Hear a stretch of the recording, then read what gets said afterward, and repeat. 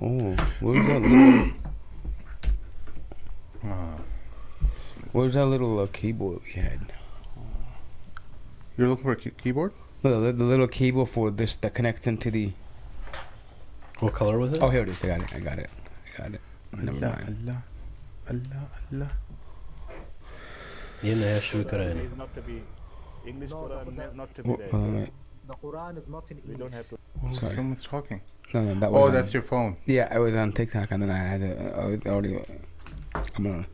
Let me just see if are we live on YouTube. Cello. Allah.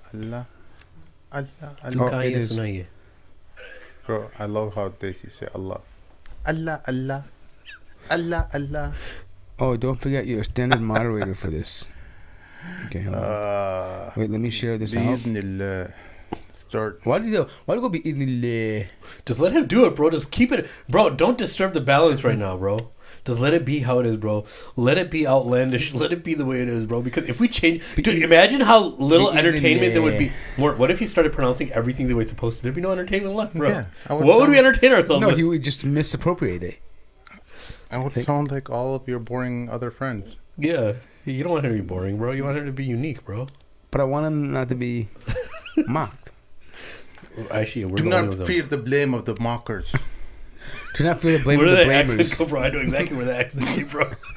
Who is that? Is that the Australian guy? No, to me it sounded like somebody local. Do not fear the blame of the blamers.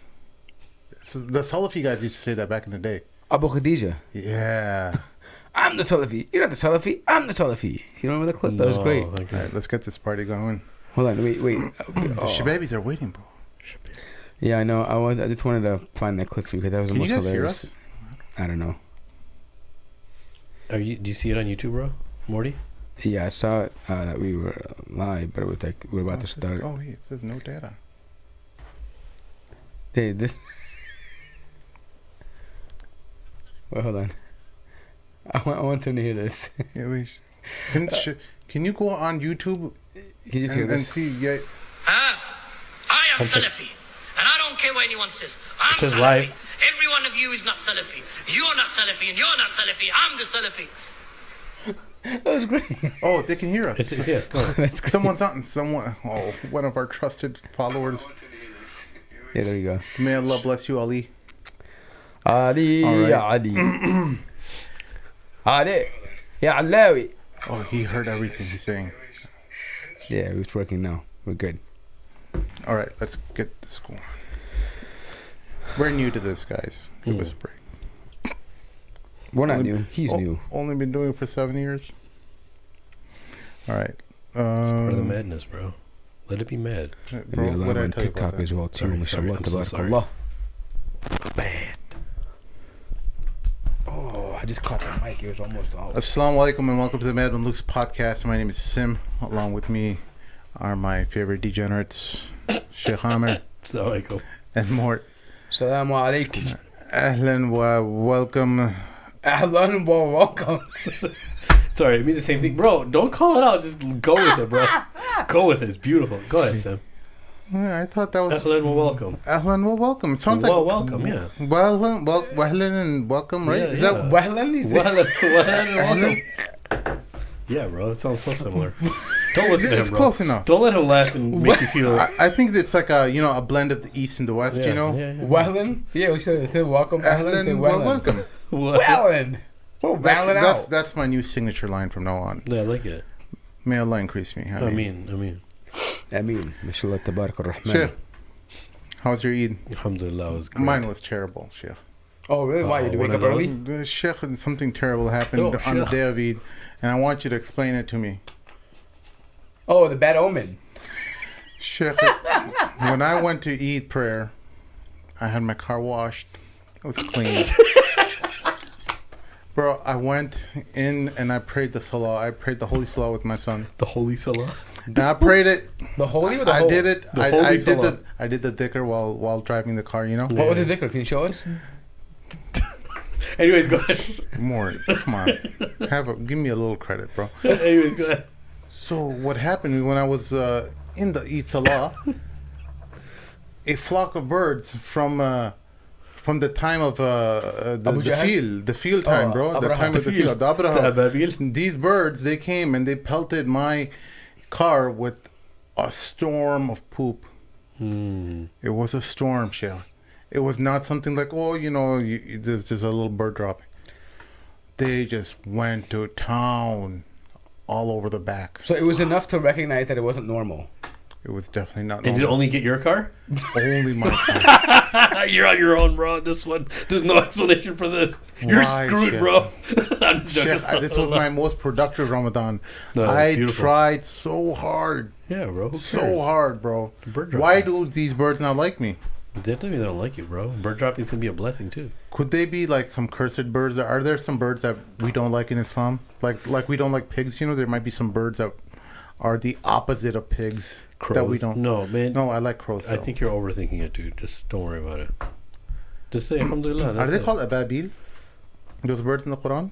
Tayran ababil. Yeah. But the real issues. I don't know if you're being serious or joking. No, he why can't would I know. make up the story, Bro, bro? listen. I know you're making up a story. I don't know if you're thinking this is a problem. Listen, he's I'm dead serious. I He was brought se- this up like 2 weeks ago. He's been thinking about this Dude, consistently. you're overthinking it, bro. I don't know. It disturbed my, you have a sense of When it sukoon happened, after Ramadan when it happened. happened. I thought, You thought. I of course. thought this was Ramadan was my favorite Ramadan was the one I did Umrah with. If anyone has not done Umrah during Ramadan, please, at least just for the last 10 nights, go to Umrah and do Ramadan and do Umrah. The best, I'm put aside, the children's births and stuff like that, even though that's debatable. Comparable, subhanAllah. Comparable, man. So amazing, man. Like, imagine not having a care in the world about anything. SubhanAllah. Just your heart purified of Wow. every kind of impurity. And you're like dipped in the holy waters of In the rahmah of Zamzam. Allah, yes, sir. And you're just pulled out. And you get sent back to this polluted country. Or any polluted whole country. world, yeah. I'm not saying America is better than or worse than anyone else. But there are certain exceptions, of course, which countries are better. But we're not gonna have that debate. So you see how sometimes I go off on these tangents. Yeah, it It's been a happens, bro. plague since I was a child, It's all bro. good. Let it just I embrace it, bro. Let it happen. It's Anyway. the ADD. It's great though. Anyway, But so Sim, look, yeah. just to give you a heads up, every time I'm about to wash my car, I see if it's gonna rain at least 3 days after I wash my car and all that. And sometimes it ends up raining, bro. Why? Because it just your car gets dirty again. No, I'm just saying, like, don't you guys have the car pass? Where you go and just... No. No, we don't have the car pass, bro. We're not Oh, balling out of we're not control like you, ballers. bro. It's like Much. $15 a month, dude. Dude, $15 a month is a lot. Yeah, that's like a... Mort, we just made him feel comfortable. This is how Mort feels uncomfortable. This is the life of normal people, Mort. No, I'm just joking. So check this out, dude. Yeah. But look, if you really, really want to break it down, bro, I know you already think like this, but just as a reminder, the birds, they're a creation of Allah. You just had to do whatever ibadah that you did. Allah tested you with what you thought held lots of significance, and He took that away from you. That's it. Let me give you a different It's Allah perspective. doing your tarbiyah, bro. Let That's me all it give is. you a different perspective to make you feel better. You ready for it, Sim? Yeah. Listen to my wisdom here. Listen, pay attention. You got such a nice car wash that people are going to give you hasad and ain. So Allah wanted to protect your car from hasad, so He allowed a bunch of birds to crap on it. I know. Imagine all the people that walk by. They're like, "What a great." Never mind. Yeah. Inshallah, that was it, bro. Yeah. So my second dilemma, bro, yesterday. So you guys know I've been in these work meetings, and we went out to eat afterwards, after the work meeting, and bro, it was this Italian place, and I didn't know all the terminologies of Italian food. It was like something this is goccini or hilarious. something, Pork. and I ate a bite of pork, man. It happens to everybody, bro. Bro, It happens to everybody, dude. At first, I was like, "Oh, this might be something barbecue related," and I just swallowed it. Like, "Oh, hopefully it's not pork." And then I looked down. I'm like, "Why did you swallow it? You sick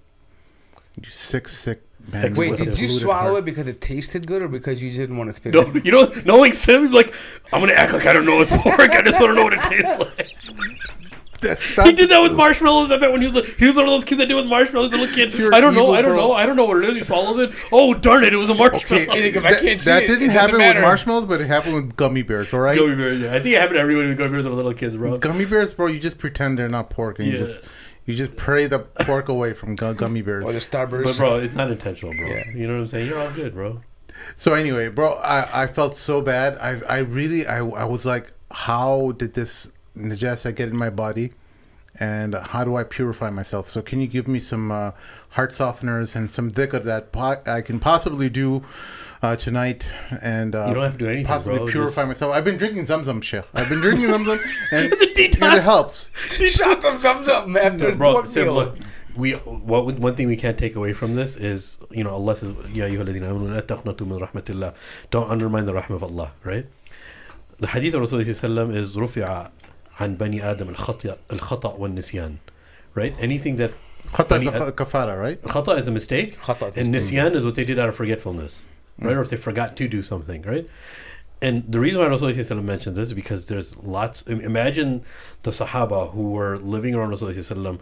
They, any even mistake that was beyond them, they would be very, very harsh on themselves, right? Very, very harsh on themselves, right? And there's a reason why Allah mentions what He mentioned in the Quran about His rahmah, and Muhammad sallallahu mentioning this hadith in specific, because believers are very, very rightfully so zealous about their deen and pleasing Allah, and not taking in anything. They sustain from or refrain from something their whole life, and then it all comes crashing down. You feel like it's your fault, but in reality it's not. It's Allah just testing you, in a sense that Allah allows everything to happen, and you didn't do it on purpose, you know, and that's it. And look, dude, even if somebody does it on purpose, guess what they're supposed to do? They're supposed to ask for tawbah. Yeah. That's all it is, man. You know what I'm saying? So don't undermine the rahmah of Allah, and don't be so difficult on yourself if you didn't do something intentionally, bro. That's all there is to it. Yeah, man. It sucks, bro. You know what I the was beautiful really thing? upset. No, But you know I what the didn't want beautiful to show it thing? to my coworkers because you know how coworkers, non-Muslims, they kind of like laugh, like, oh, it's can't- probably like kryptonite, like as Yeah, if of I'm course. gonna, like, of No, course. and you don't want to belittle your deen in front of them either. Yeah, and yeah. make it look like this clown in front of everybody and like all this religious guy. Yeah, like coughing, like what? Because No, not only Yeah, that. spitting Sometimes of- you don't even want to show them because to them, in their minds, is godless society. Yeah. They're already thinking of you as archaic and all that kind of stuff. Yeah, exactly, and you don't exactly. want that. So what I did was I quietly just got up, you know.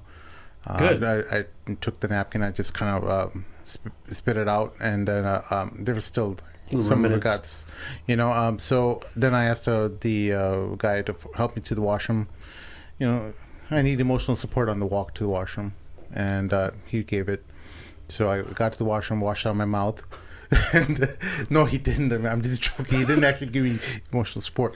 He's actually looking at me as if I'm serious. No, but I such a washed out my narcissist. mouth. Then I went to the waiter private because there's like a huge crowd of, you know, all kinds of course. people, Yeah. big wigs and stuff. Lunchtime and You know, dinner or whatever it was. yeah. So I just quietly, you know, hey, can you remake my thing? I didn't know this thing had pork, and you know, it's probably my fault. And I just admitted to like not knowing that this is All that helps, bro. a porcini whatever deluxe. I shouldn't. All that helps, bro. Sim, You know? one thing you're gonna realize after, the days that. How long did this happen? Last night. Oh, it happened last night. Yeah. So, that's why you asked that question. I was so ashamed to talk about it, but I'm like, you No, know what? dude. No, dude. But guess I what have happens, bro? Like, Allah, a blessing is when He puts us in difficult situations, and He puts us in ease, also, right? Yeah.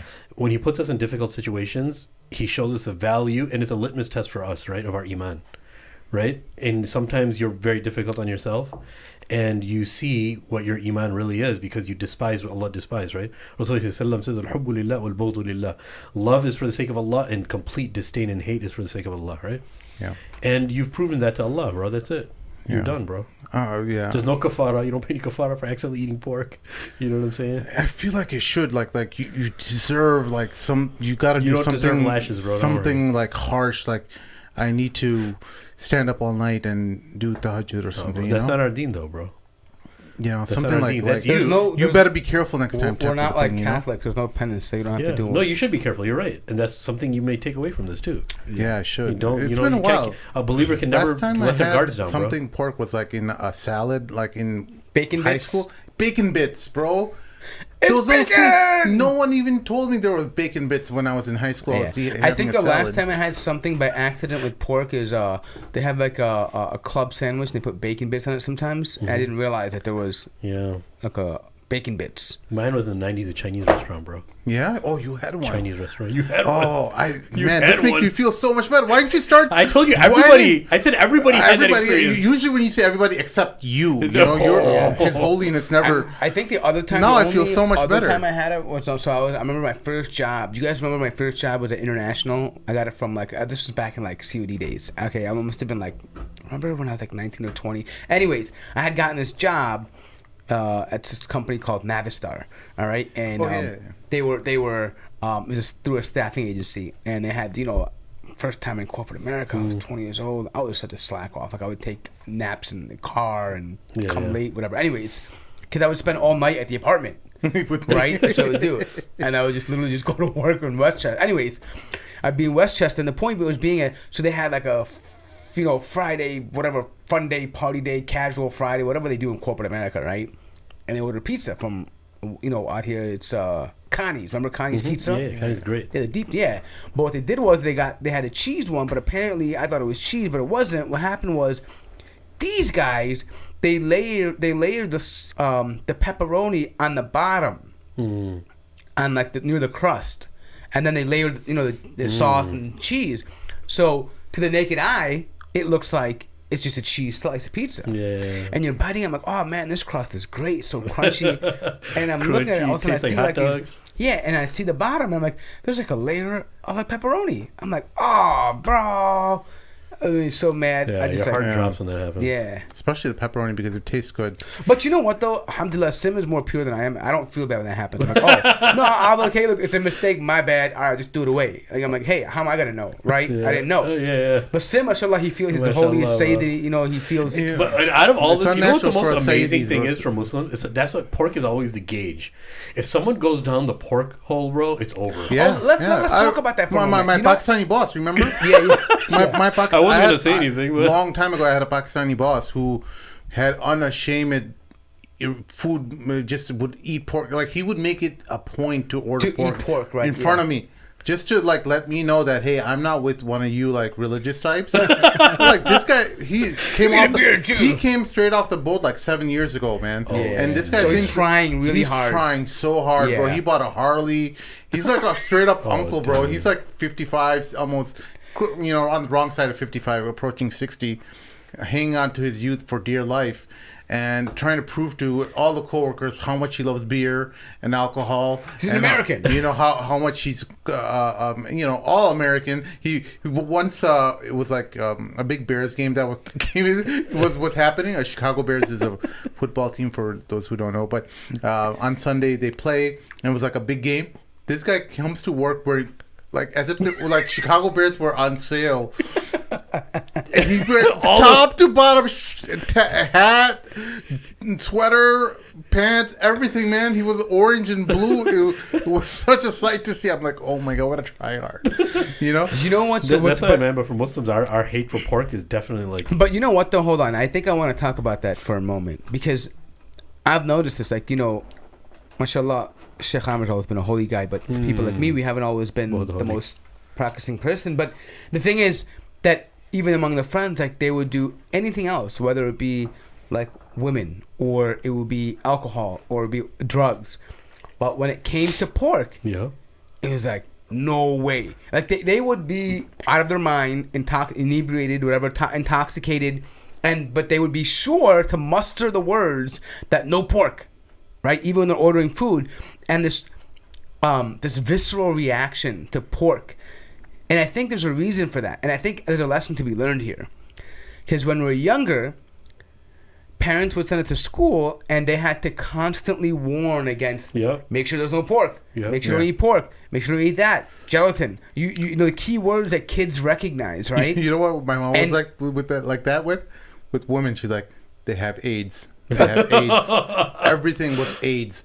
Like, oh, really? Like, I didn't even know what AIDS was, man. And she's like, they have AIDS, okay? I'm like 8 years old. I don't understand anything. You don't know? Did you see the Facebook posts I've been putting up about my childhood and stuff? Yeah. So this is one of the stories. That's one of the follow-up about my mom and how, like, protective she was about women and stuff. Hydro moms, bro. Just Heck don't touch women. Don't. It worked, man.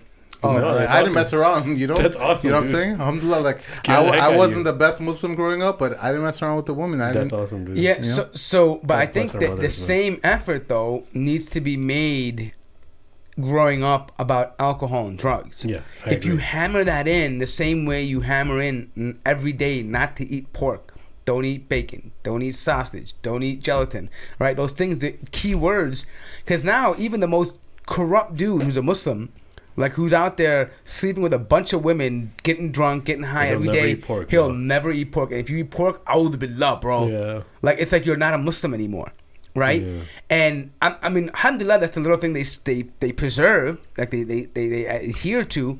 But I think a lot of it has to do with conditioning. As a child, it was hammered into their brain that pork is something you always stay away from. Like, for example, and a lot of the tropes that we say about it, right? For example, you ask Muslims today, let's say pork was halal. Would you eat it? Oh, no, man. It's a dirty animal. It eats its own kids. Oh, it has tapeworms. Like all these things that you hear. It eats its own crap, right? Yeah. Because people would say this stuff. Parents would terrify their children about how dirty the pig was, right? Yeah. And so if you can recreate that visceral reaction to things like zina, alcohol, drugs, maybe they would turn out the same way or have the same feelings towards all these other vices that people have. So I always thought about that. I'm like, why is it that?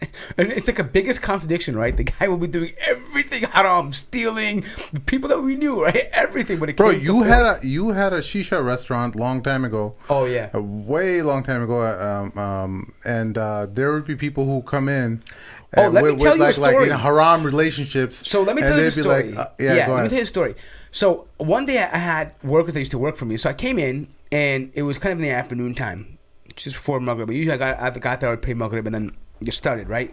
But they were the only couple there.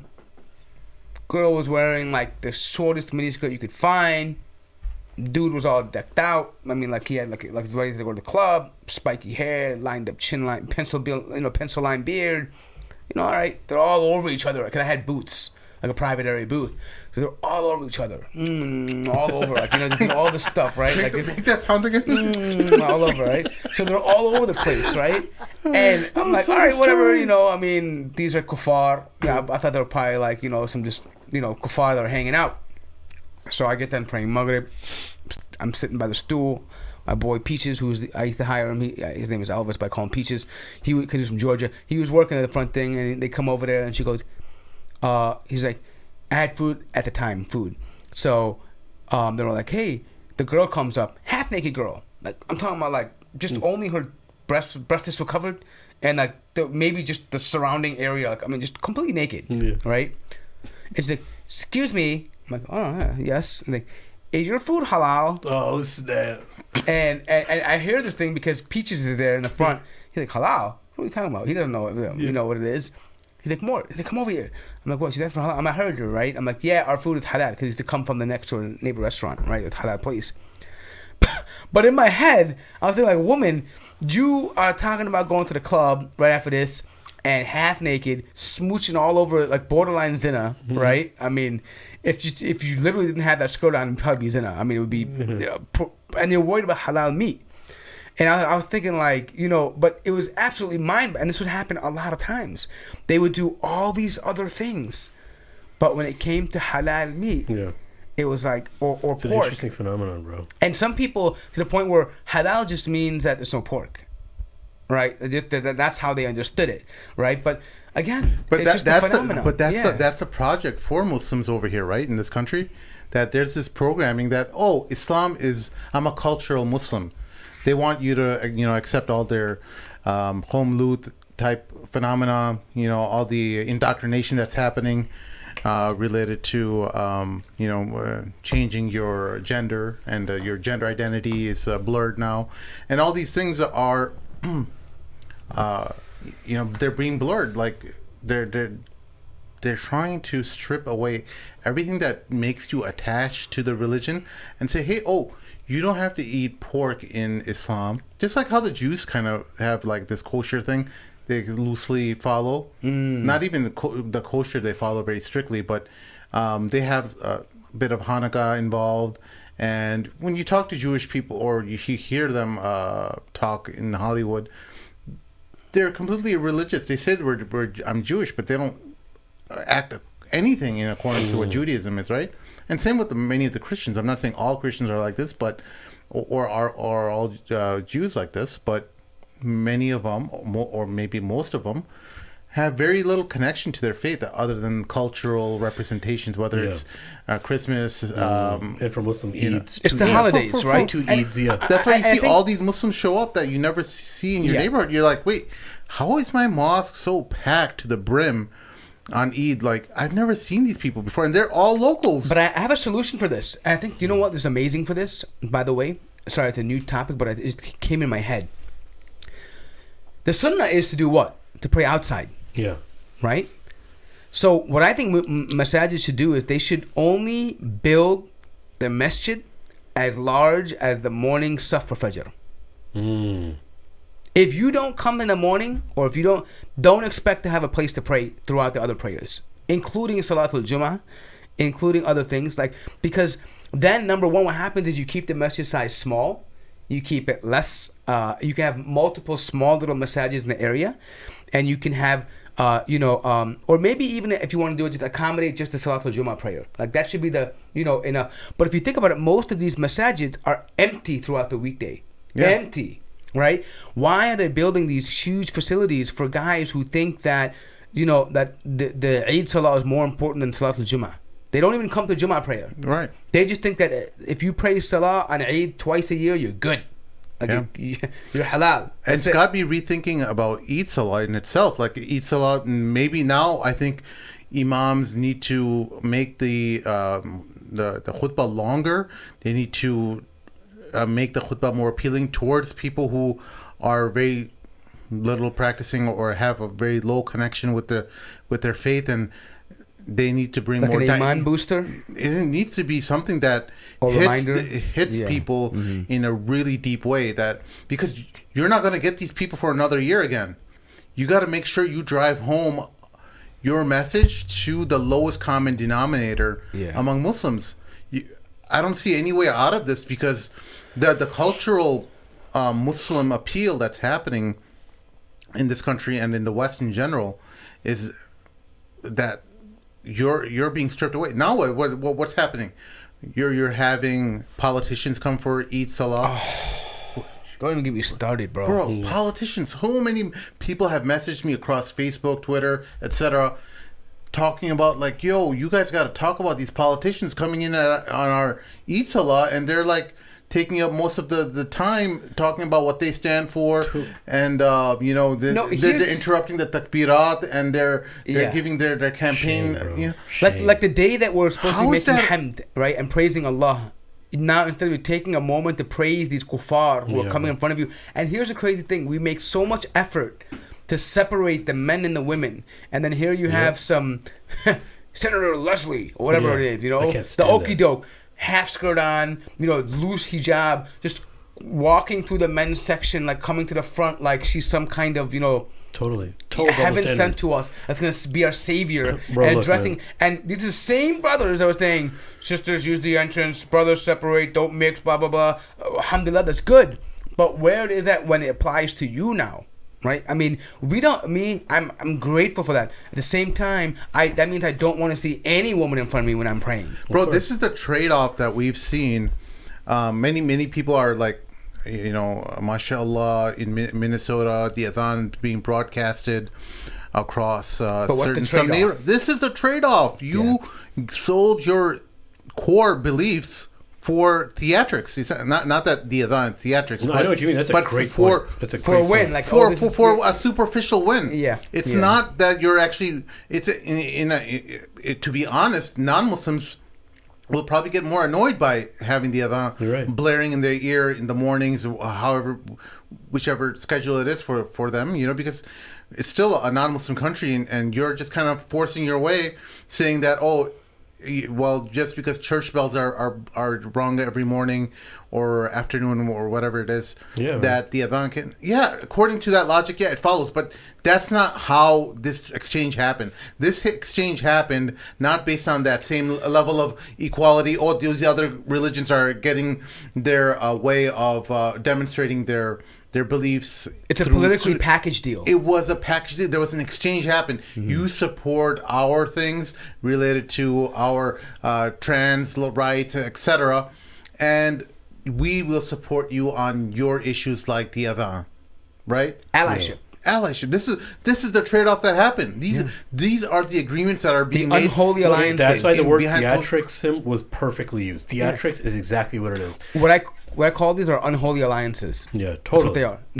Totally. They're made to appear as wins, and they make you feel good that you're doing something in the community. Yeah, let's give them a little bit. Let's but give them a dog bone here. here. Cost and I call them unholy alliances because they have short-term, maybe optical, benefits from the optic. Of the perspective of doing it, but in the long term, they are destroyers of your community, of your religion, of your iman, and the future of your children. No, dude, and it's like, look, the reason why I like the word theatrics is when you think of theatrics, you think of something that's being put out there for the sake of a certain type of feeling or entertainment, right?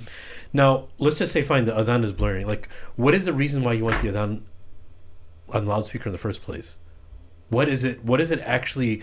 Is there a goal that you have? And if we have this goal, I want to know what this goal is, and where does the adhan and a loudspeaker fit into this? The dilemma is, bro, like there's so many things of what you guys just said. There's so much to say. Yeah, Number one, the floor is yours. No, dude, it's not even. Yeah, it has nothing to do with Muslims gaining some type of, like he said, unholy alliance, but like a holy honor in all of this. A lot of what this has to do with is, number one, it shows that we don't have a vision at all as Muslims. We've shown how much dhillah, how much how belittled we are and how weak we are just by throwing us a little bone, and there's a trade-off that's occurring and we're getting happy about it.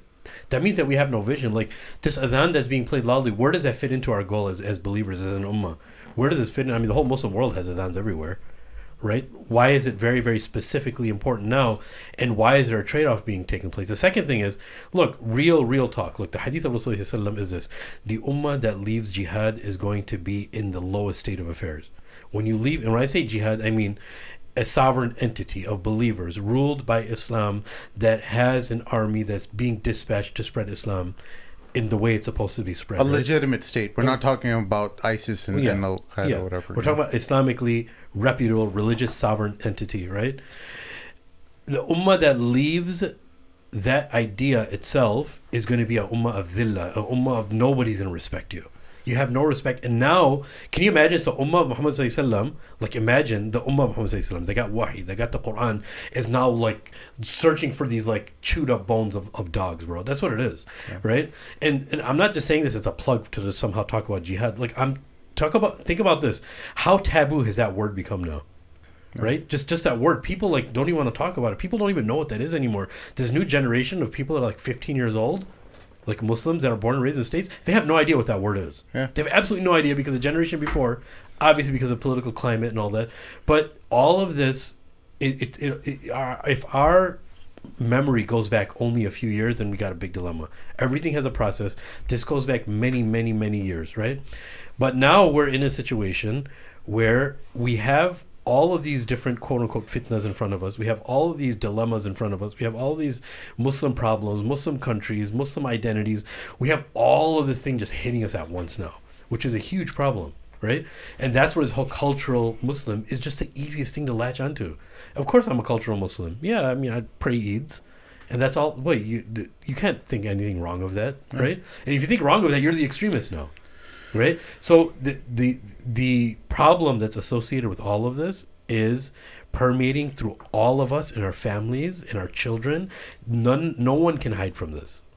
The only thing we could do right now is mitigate this to the best of our ability, and people are going to think you're crazy, right? Like they're going to think you're absolutely crazy, and that's when we were talking about earlier about like just like the whole women thing and people just gravitating towards zina and using their influence or whatever the case is, just to get with women, and just that becomes their whole goal. And you guys obviously touch upon that, but there's something I was thinking about when you guys were saying that.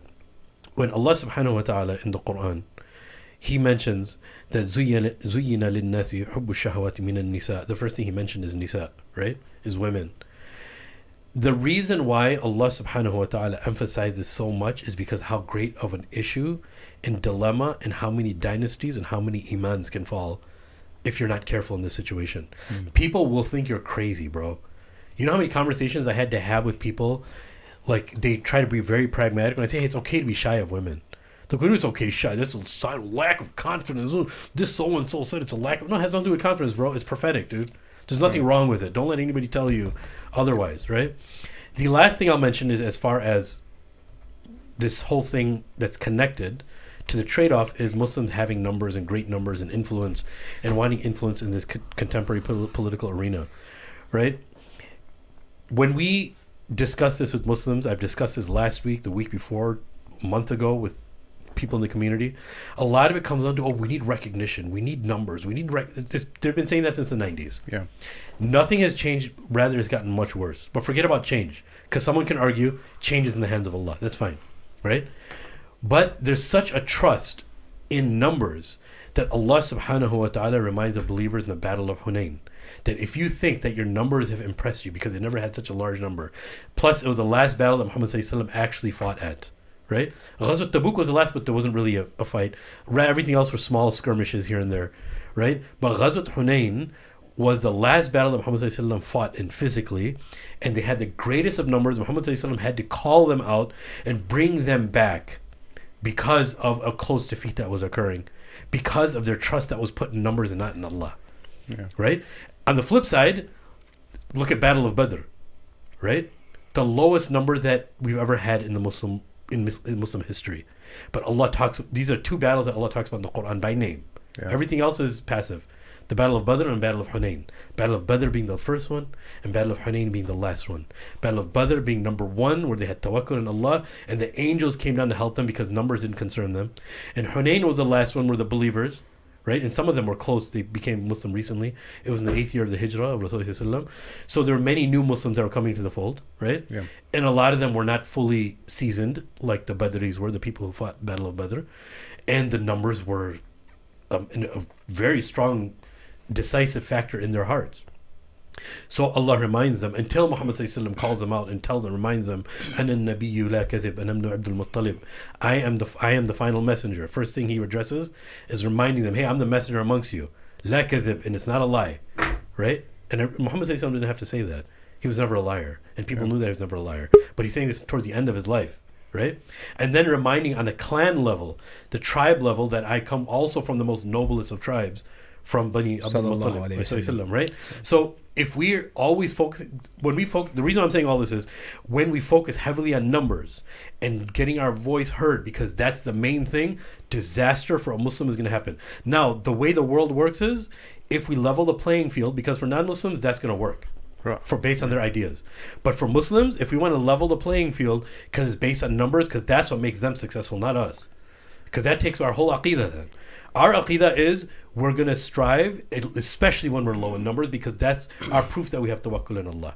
But when we take that tawakkul away from Allah and we rely on numbers and influence and this and making sure you get high in power and this and that, then destruction of Muslims has begun, bro. Bro, on a personal level, this is kind of what in Ramadan I was kind of working on. The concept of surrender to Allah, meaning imagining yourself in front of Allah on your musalla, on your prayer rug, and you just say, hey, look, I'm giving up all my battles. I don't know anything.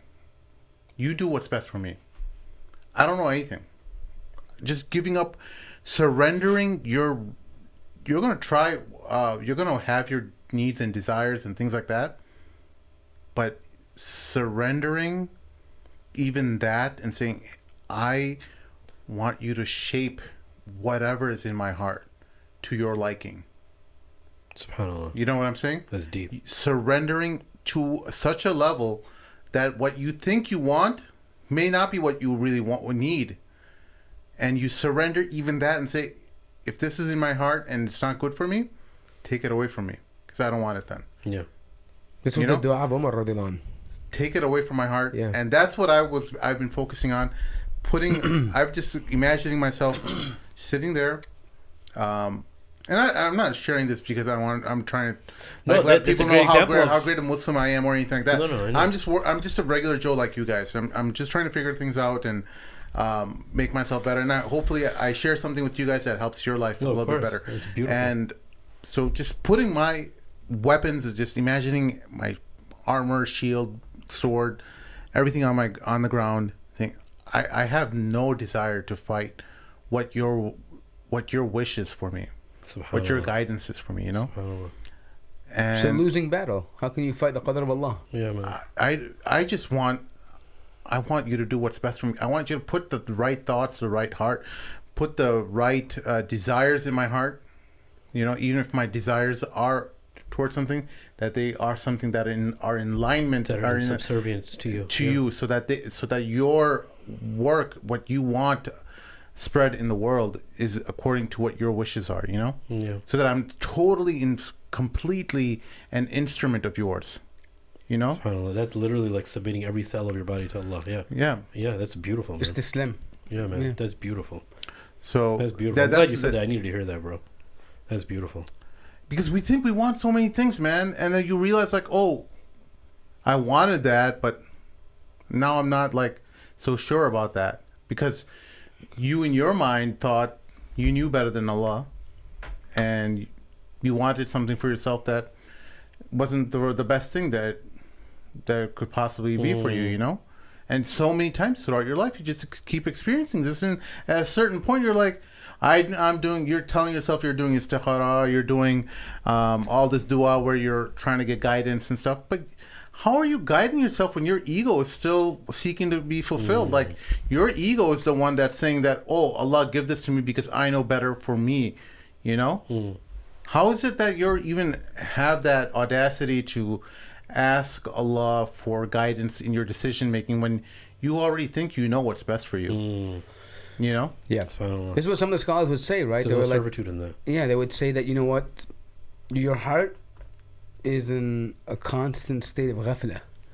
Like, it's never fixed on anything. It's always continually moving. The state's moving, right? So, for example, like a child, it doesn't change very much from when you're a child.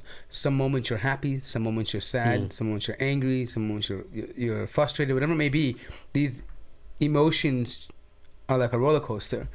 So you, at one moment, you might think you want something, or you don't like something, but that changes in a matter of a moment. Yeah, very impulsive. Right. Yeah. So, essentially, what I think Umar radiallahu anhu used to make his du'a, that, you know, oh Allah, I don't know what's good for me.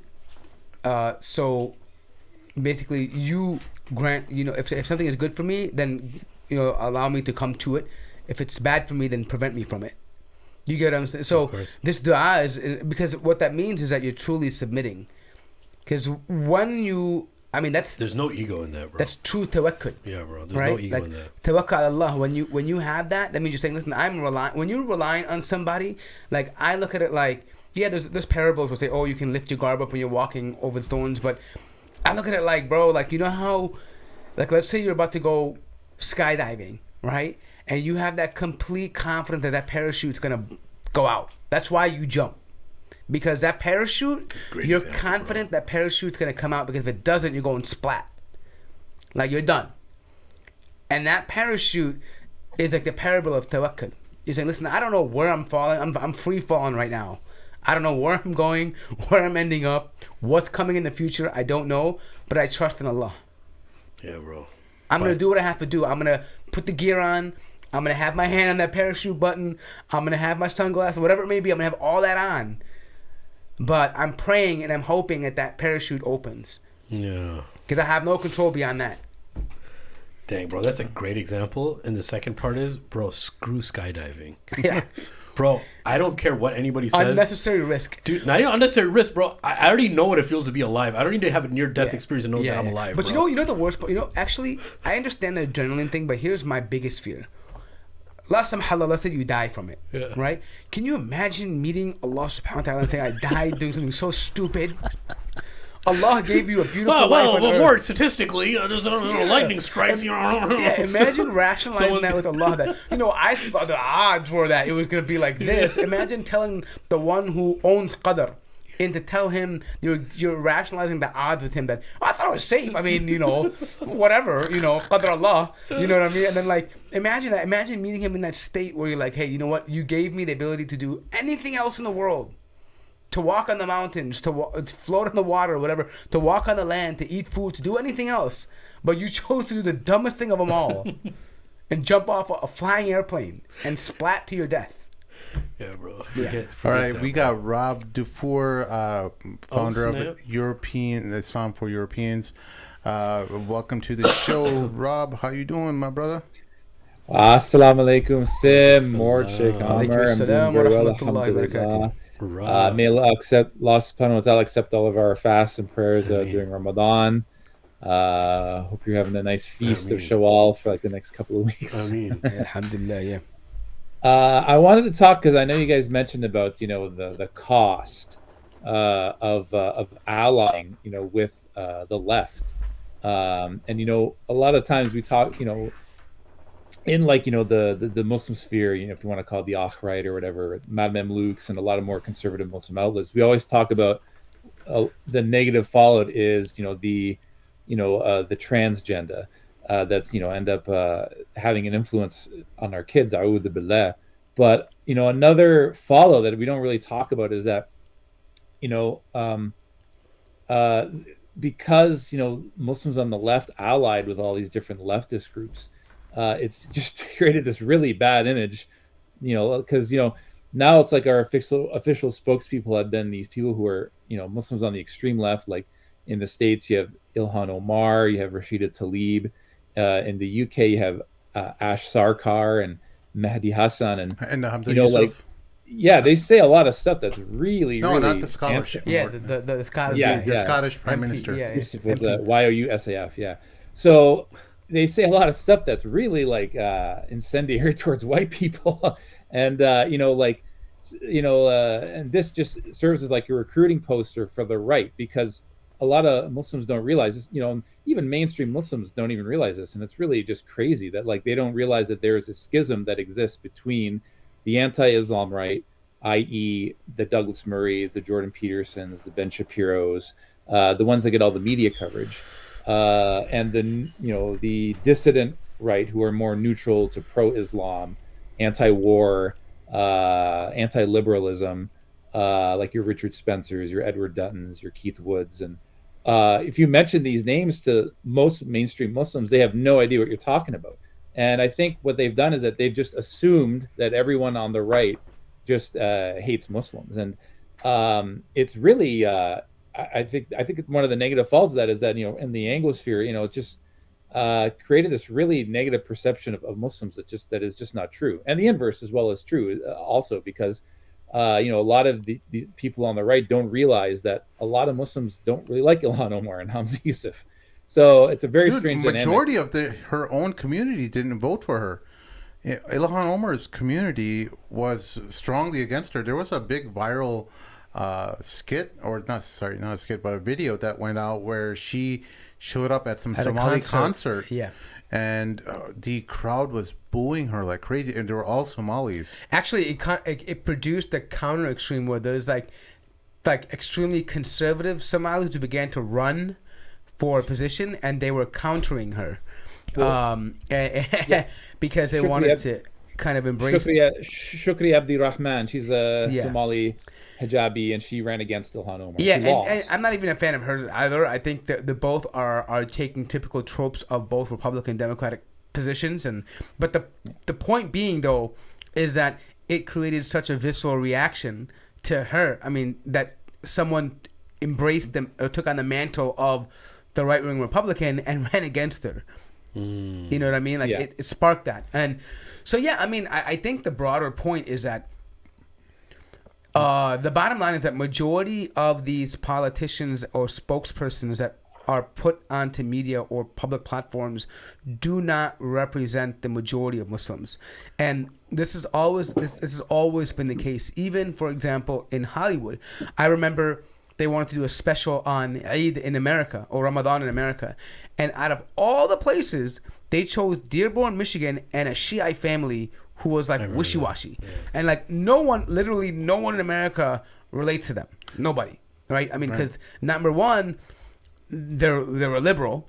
Number two, they were Shiites, which majority of Muslims are not, right? And number three, like, they weren't even that practicing, right? And they were all like politically involved, one with a sheriff, one with, and that's not the average cross section of a Muslim family in America, right? It's not.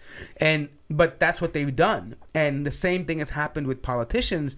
They've taken people who they want, who they envision Muslims to become like, and they platform them, and they say now they are representative of Muslim ideas and thoughts. And to be honest, they know themselves that the majority of the Muslims don't believe that, because you have think tanks like the Rand Institute. They know very well what Muslims think, but the idea that this is a part of an indoctrination campaign where they want to influence Muslims to believe that this is how they should be and aspire to be, right? They say, oh, a muhajjaba, a refugee, a woman, an educated person, she's a politician, she has these views, they have that views, whatever it may be. They're shaping the mind of a young person to say, that is what success looks like. That is what being an American Muslim looks like. It's the American dream. Right. Yeah, so in effect, what we were talking about, the trade-off, the exchange, the hidden handshake that's happening with politicians and wider liberal society is this trade with, like, oh, we will give you the ornaments of Islam, the hijab. We'll accept your hijab, even if you want to wear it, that's fine, even though we don't secretly hate it and we think that you'll take it off eventually.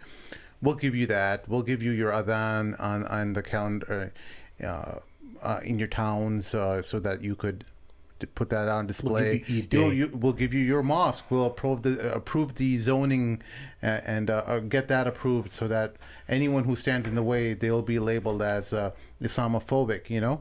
So all these things are happening in the background, where Muslims are giving them, like, okay, well, we will give you the approval to be our we'll give you the approval to teach our kids your indoctrination related to their sexuality and what it means to be a man or a woman, and all these different gender related problems that are happening in Western society.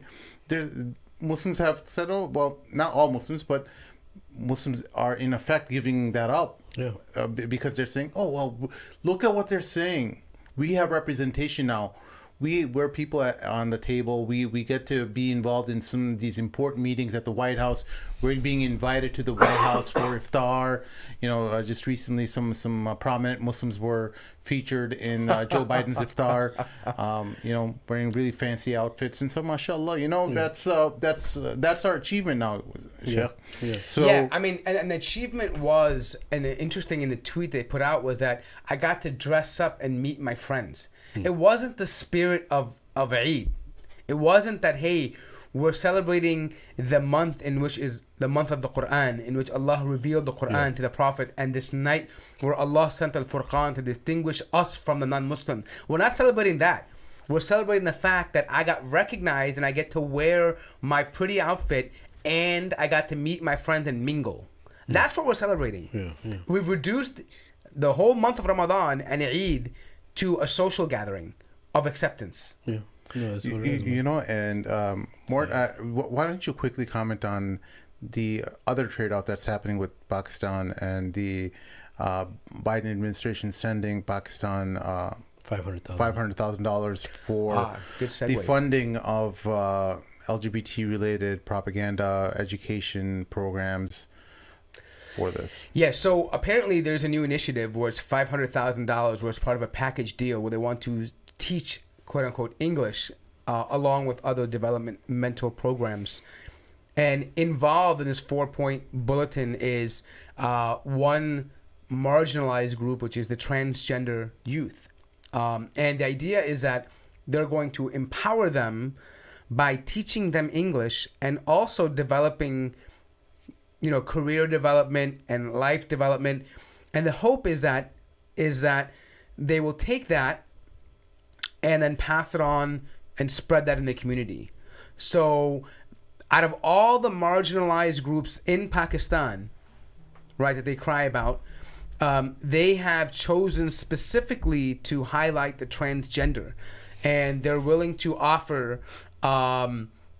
I think it's for, if you want to apply there, you get 25 to anywhere between 25 at a minimum to $75,000 maximum to create this program of indoctrination for sexual development. Is this for like Pakistani nationals? Like, it's for Pakistani people. No, for people who want to go in, yeah, I think it's for Pakistani nationals who are in Pakistan that want to develop a program that will then, the target audience is... That's insane. Yeah. No, but I think it's also, I think that was the original plan, but I think what the plan ended up being is for English schools and English teachers who are teaching English. Yeah, but in Pakistan. In Pakistan, yeah. yeah. No, it's but because we have to remember also that the influence behind this is crazy. I mean, the planning and the plotting behind this is crazy. Is all over the Muslim world and the non-Muslim world, the third world, if you want to say, the influence of people is recognized by how well they speak English. And that's what's considered as educated, at least in the 90s and early 2000s. It's a little different now. But generally, the people who can speak English the best. That's why we see a lot of times back home people, they'll be speaking Urdu or whatever, and they'll throw in some English words, and that's considered a very refined human being, right? So they're coupling a few things here of the people who are to be those specializing in English teachers, those who are living a very refined, very evolved life, to give them this education because they have a certain, level of influence amongst these countries. But in Pakistan especially, this is... So one thing that I was observing about this is this can end in two... There's nothing good that can come out of this, obviously. Number one is knowing Pakistan, right? And there's many countries like this too. I'm not just singling out Pakistan. What is the opposition to this going to be like, right? Because it's going to be a bloodbath. And if it is accepted, right, what level are they going to go to feel indebted to the money that they were given? Allahu alam how well that money is going to be utilized anyway. But what level are they going to go to be spokespeople for the influential people of Pakistan, right? And in certain sectors of education, right? It's a lose-lose situation. No, bro. First of all, I just wanted to check. There's this assumption that, this will not be accepted in Pakistani society. We're not the Arab countries or whatever, you know. That's a false idea. Of course, because especially because it's an impoverished country. It's already infiltrated their Pakistani dramas. There was a clip that was going around recently, I want to say a couple months ago. And the father. Yeah, about the child. I think we played on the Man Books, right? Yeah. About where the child is being told by his dad that, hey, if you grow up and you decide to be a man or a woman, you want to wear colors, okay. you want to wear dresses, yeah, right. Did you hear any bloodshed about that? Not at all. No. The thing in here is this, though. I think before we get to that point, the important point is this: is that English is the medium that the world understands. Yeah. Right. So in order, to be fair, a lot of Pakistanis who are in the elite class, they understand English. Of course they do. Right. Of course. But what they're trying to do is in two folds. Number one, expose the people who don't speak English to the English content in the world. Because once you learn English, you can be on Twitter, Facebook, these places, see other points of views that are more... Because most of the English-speaking world is more liberal in thought, right? The second fold of attack is this, that the ones who are already activists in Pakistan, who only primarily speak Urdu, can learn English and come to social media and now present their opinions in English, and now it becomes a thing in the world where, look, they exist in Pakistan, they're growing in Pakistan, they're everywhere, because the attention comes to them. The average liberal freak in America doesn't know what's going on there because they can't read Urdu. Yeah. Right? They don't know what's going on. When you are able to... What they're trying to do is use English as a medium to bridge allyship with the freaks in America and the freaks in Pakistan. And then what they're doing is they're going to overrepresent. They're saying they're marginal. Representation, for right. sure. They say, they need a voice. They need this. They did the same thing earlier with what? With Malala Yousafzai. Oh, That's it's a right. humanitarian thing. You have to give education to the girls. They have to be Exactly. educated. They have to do this. They have to do Dang, I this. didn't make that connection. That's a dope Yes. connection, dude. And so when you effectively have English content covering what's happening there, and the people there can also communicate back and forth and share updates, you're creating this overrepresented problem, an over-exaggerated problem, and then now you effectively have you've paved the way for human rights organizations and nonprofits to donate funds and money because now they're aware. That's crazy. Yeah. It's absolutely insane because Welcome to the process. yeah, well, the misconception, at least from many people, is that it's a conservative country. They wouldn't stand for this. He's exactly right. They don't know. The majority of the hardcore practicing Muslims have no idea what's being said in English. They're very uneducated, and that's why it feeds into this trope of when you go to Muslim countries, you get treated as a backwards person when you're religious because they're the most uneducated in society. They don't know English. They don't have higher education. They tend to be the most poorest of society. So yeah, I mean, Allah protect the people of Pakistan and the Muslim world. I But you know, this might be a good way to segue. to something I'm else. still on, bro. Rob is still here. My Hey, bad. Rob. Rob, how you doing, buddy? No, I agree with everything you said, Mort. Just to add one thing though, just to play like the devil's advocate, well, angel's advocate, Iblis? or whatever. A'udhu billahi minash Play the angel's advocate. So there's a lot of people, a lot of Westerners, who don't want this, being taught to their kids. I mean, there's a huge backlash against it. They feel that the left has really overplayed their hand, and this is a golden opportunity for the Muslims because in today's zeitgeist, it's almost like since Muslims have kind of this kind of minority status, they're the main voices in speaking out against this. So, one could say we could use this as a bargaining chip, to come to the table if we do get politically active. We can say, well, look, we can stand against this, and because we don't want your kids to be indoctrinated with this either.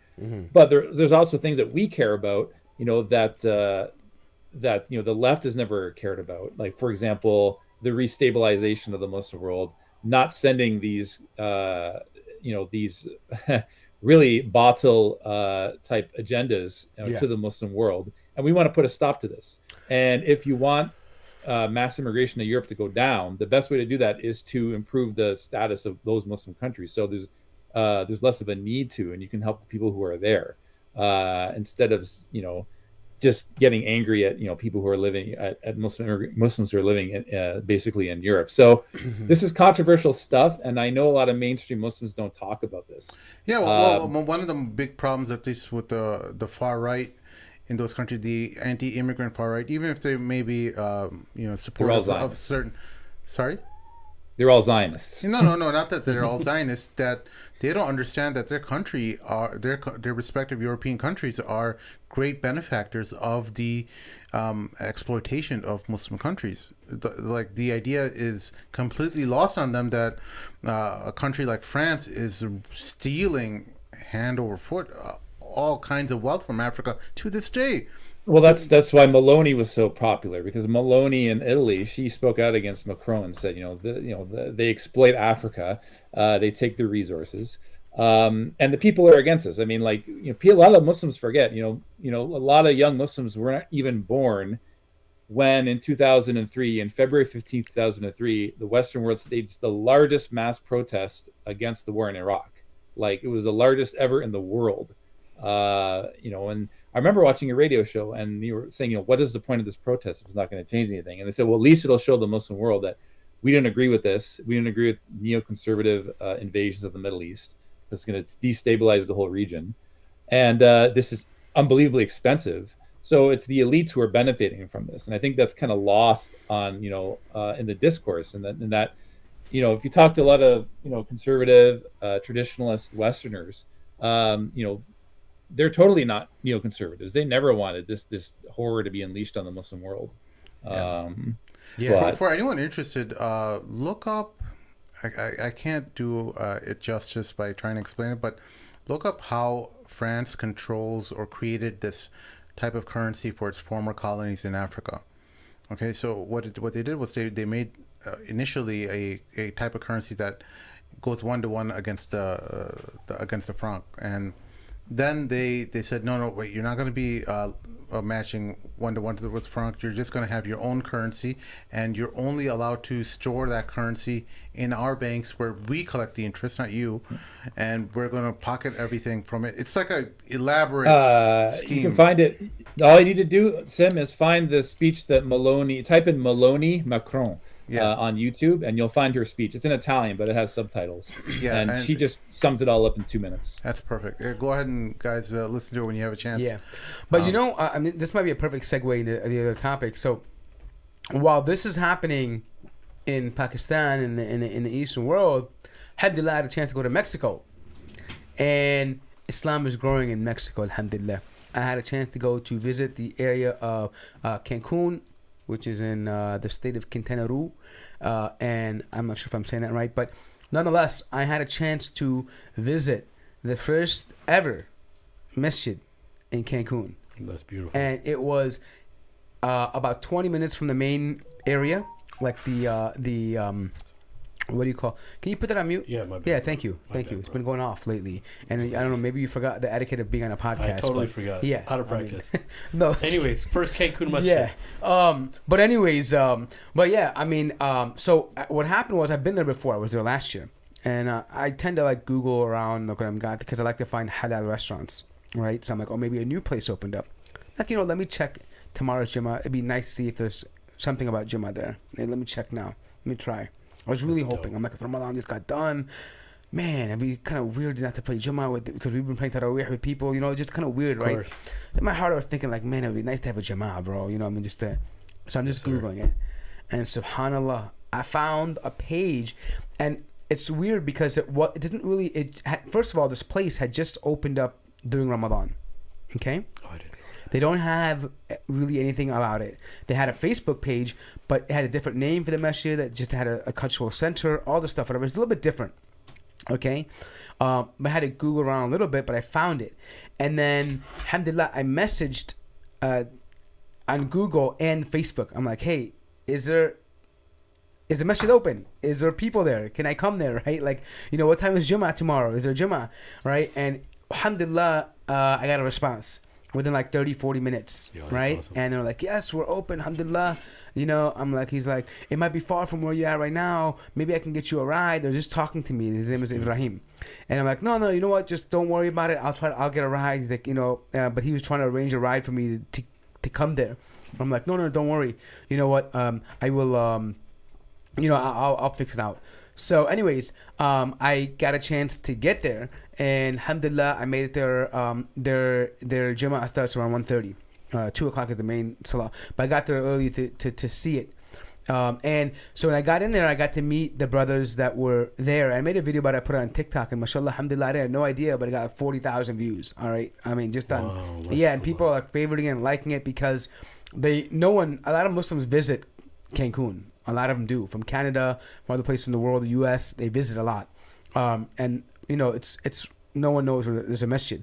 If you go on like these halal trip sites, it's very they say there's no masjid, there's nothing known in these areas, and even the neighboring state Yucatan, they say there's a masjid there, but they won't even list it. But anyways, point being is that I made a little tour, but I got to speak to the people there. So what ends up happening is, there's a brother, his name is Ibrahim, who is a Mexican revert to Islam, and he lives in that region, in that place.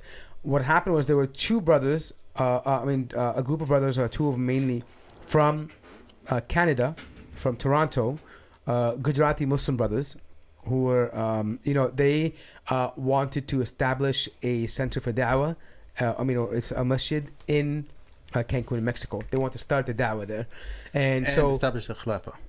Inshallah, maybe. But so they had gotten funds to purchase this small, tiny house. Like, it's like a little residence thing, very tiny. This place is small. I'm talking about, it's probably as big as this room. Okay, that's how small the place is. Okay, but they purchased it, and they had made contacts on the ground with this brother Ibrahim. So now he lives in the house and he stays there 24/7, and he runs, like he opens, and I mean it's open 24 hours, and he establishes prayer there, and his family lives above, right? And there's a kitchen and everything there, and the point being though is that these brothers from Canada have to go back, because they were there for like 6-7 months trying to set everything up. But the crazy part is when I got there, he told me that we started in Eid, in Ramadan, and we had Eid here, and today's Jummah after Ramadan, and we've had more Muslims and Jummah than since Eid. So that we've already outgrown this place already. Subhanallah. Right? And he's like, it's not just indigenous or the local people, but we have Muslims from all over coming. Like I met 2 brothers from Paris there. I met the most interesting uncle. It was a Pakistani uncle named, his name is Shahid. Oh. He called himself Captain Sheikh, but he was an executive and a real estate builder very successful for many years. I'm assuming he's pretty wealthy, but he kind of 8 years ago he kind of got rid of everything and bought a boat, and all he does is sail around. A motorboat? Oh no, it's a sailboat. He sails around from different places, and he happened to be there, and he was just googling on his phone while he was in Islam Mujeres. So interesting. It was like with the island there where you can dock. And he was like, I found this place, so I'm here, and I've been here for the last for the last couple of weeks, or I think a month, whatever. And he's like, yeah, I just kind of found this place. He's like, I plan on staying here now because right now the Canadian brothers have to go back, so I'll stay here and call the adhan 5 times a day, and I'll stick around here. And so, but I'm like, yo, we need to get support for this place. And I'm like, how can they find you? I made a little video about it, brand spanking new. So there's no website. There's only a Facebook page. It's kind of like obscure and hard to find. So alhamdulillah, I got back. I coordinated with them. I'm like, listen, we're gonna help build this place because we need to see Islam like rise in in that area of Mexico. Exactly. And then so what it is that so we just I was able to get back, and thankful to Wix.com, I was able to build a website very quickly. So alhamdulillah, the website's up. It's www.masjidalmahmud.mx. All right, and inshallah we're working on they don't have a donation link yet because they're so brand new that they're using the Muslim sisters, the wife of Ibrahim, her personal account, but they're in the process of registering. They should have it soon with the government to get a regular bank account, like a non-profit thing. But once they have it set up, we'll do PayPal and donations, but we'll be adding it there. But alhamdulillah, like Islam in Mexico is growing, and for me to find a masjid there in Cancun, it's amazing because it's not just the indigenous people that come there. You have people from all over the world. So even if not a single person becomes a Muslim, just to service the community that's already Muslim there, it's such a huge thing. So this brother Ibrahim, he's basically the imam there. He's the he's just a Mexican Muslim. So, but he's basically, you said he's the one who leads the prayers. He's living there. The Canadian brothers were the ones who have knowledge, but by the way, this brother Ibrahim, he can lead prayer. By the way, he became Muslim on his own, and he wanted to learn the religion, so he ends up going to Pakistan for 6 months. No way. So he studies, and he can read the Quran. He's come to a point where he's sufficient to know all the basics of religion, so he can fulfill the fara'id by being there. Wow. So technically, you could call him the imam, but he's not really like a learned person in that regard. But the fundamentals, but is he the one who leads all the prayers there? No, when I was there, we had the Gujarati Muslim brothers that were leading. They're like, they speak Spanish and everything. No, but they're typical tabligh, like the tabligh brothers, right? And so they saw it and they wanted to establish it there. They coordinated, somehow it came up. But But the khutbah was in English. No, the bayan was in English. And then, because you know how they do it in the Deobandi way, bayan, and then after they do the Arabic khutbah. But everyone there understands English properly? Most people. Attendance there? Yeah. Some who don't, some who do. But eventually, I believe the plans will be to do, like, khutbah maybe in Spanish and other languages. Yeah. Right? Wow. I want to work with that brother. I got his number. I want to be able to maybe give him maybe if I can plug him with Islam and Spanish, like other people, like, because for Spanish Muslims to go down would be, or his Latino Muslims, I should say, would be amazing. Right now they have a spot in which is very close to Texas, in that region, in the motherland. Yeah, and they can, well, to be honest, Cancun is very different than where most people from Mexico are from, because it's more Caribbean side. There are a lot of the indigenous. You have to understand that Mexico was it's a combination now, but that's where the original the Mayan people were. The Mayan people are different than the people from other parts of Mexico, where the Aztecan people, and they have the Oaxaca. They have other people, different indigenous groups, but they had mixed with the influences. But they are Mayan. So a lot of people from we see in America are probably come from a different part of Mexico. But the very fact that you can go there and we can build. And by the way, I found halal food. There was a place called Casa Persia, which is like a Persian halal food place. Very good food, by the way. There are a few shawarma joints that are or like taco and shawarma joints that are open. One or two. But the influence of Islam is rising. The availability of halal food is coming. So with the expansion of this into a masjid now, this is going to help build that community, and it would be a great thing to see that, you know, that now in a place where we never thought we'd see Islam, or it's not traditionally known. You know, we know other parts in Mexico that are Muslim communities is primarily based on immigrant communities that came in from other parts of the Arab world or other places. There's also an indigenous community as well that became Muslim. They're in a more different part of Mexico. However, in this particular area of Mexico, in the Caribbean part of Mexico, I don't think there's this is the first time it's ever been done. So did he tell you like how the relationship with the locals are with the Cancun Muslims? Yeah, I mean, I told you that, you know, the biggest problem that we have is that people are worried about narcos, which are cartel people, right? And like, to be honest, it's much more blown up than people say it is. It's no different than any other major city. Like, the locals don't bother us. They're very, and I can say personally, Mexicans, especially in that region, are very, very nice people. Yeah. Extremely nice, helping, excellent manners. When you talk about adab and akhlaq, amazing. Like, the workers that are there, I mean, the people that meet you. I mean, I'm not talking about the hotel, like a zone where people go to party. I'm talking about just average people, family orientated. Like, they have a general, like when I was driving on the way back from the masjid, we saw this one, had to be a foreigner, a Western white dude, thought it was a woman wearing a freaking, you know, what women wear, and the cab driver just, I don't want to say the word, but in Spanish, curses him. He's like shaking his head, right? And I'm like, yeah, I know, right? Like, I know, right? He's like, you know, he's like, I'm like, do you have a lot of them over? He's like, no. I'm like, trust me, we got a lot in America. He's like, no. He's like, not here. He's like, we don't like them. You know what I mean? And like, but so the fitra is still there, because you have to understand that a lot of them, they're very family oriented. Not only that, the Catholicism was brought to them. So there's a base religion. Yeah. There's a moral and ethics and principles of old Christianity, meaning not in what you see in America, but traditionalism, where in the sense that, hey, you know, these things are wrong, modesty, you know, getting married, having children, having families, believing in God, doing good, all these things are still very much part of their culture. That's beautiful. And for them, but a lot of them struggle with the idea that God is a man. So Islam is a perfect alternative for them. Right? It's perfect. Has been paved. Yes. And so the idea is that you know, the whole plan is to eventually, you know, support their da'wah and to kind of build that, because there's immense potential. People who work with the Latino communities in America will tell you that there's immense potential with not just Muslims in Mexico, Colombia, Peru, Costa Rica, El Salvador. I mean, I think the Muslim world has slept on Latin America. People don't know this, but the president of El Salvador today, who has cleaned up MS-13, right? He's actually a Palestinian background. They immigrated a long time ago.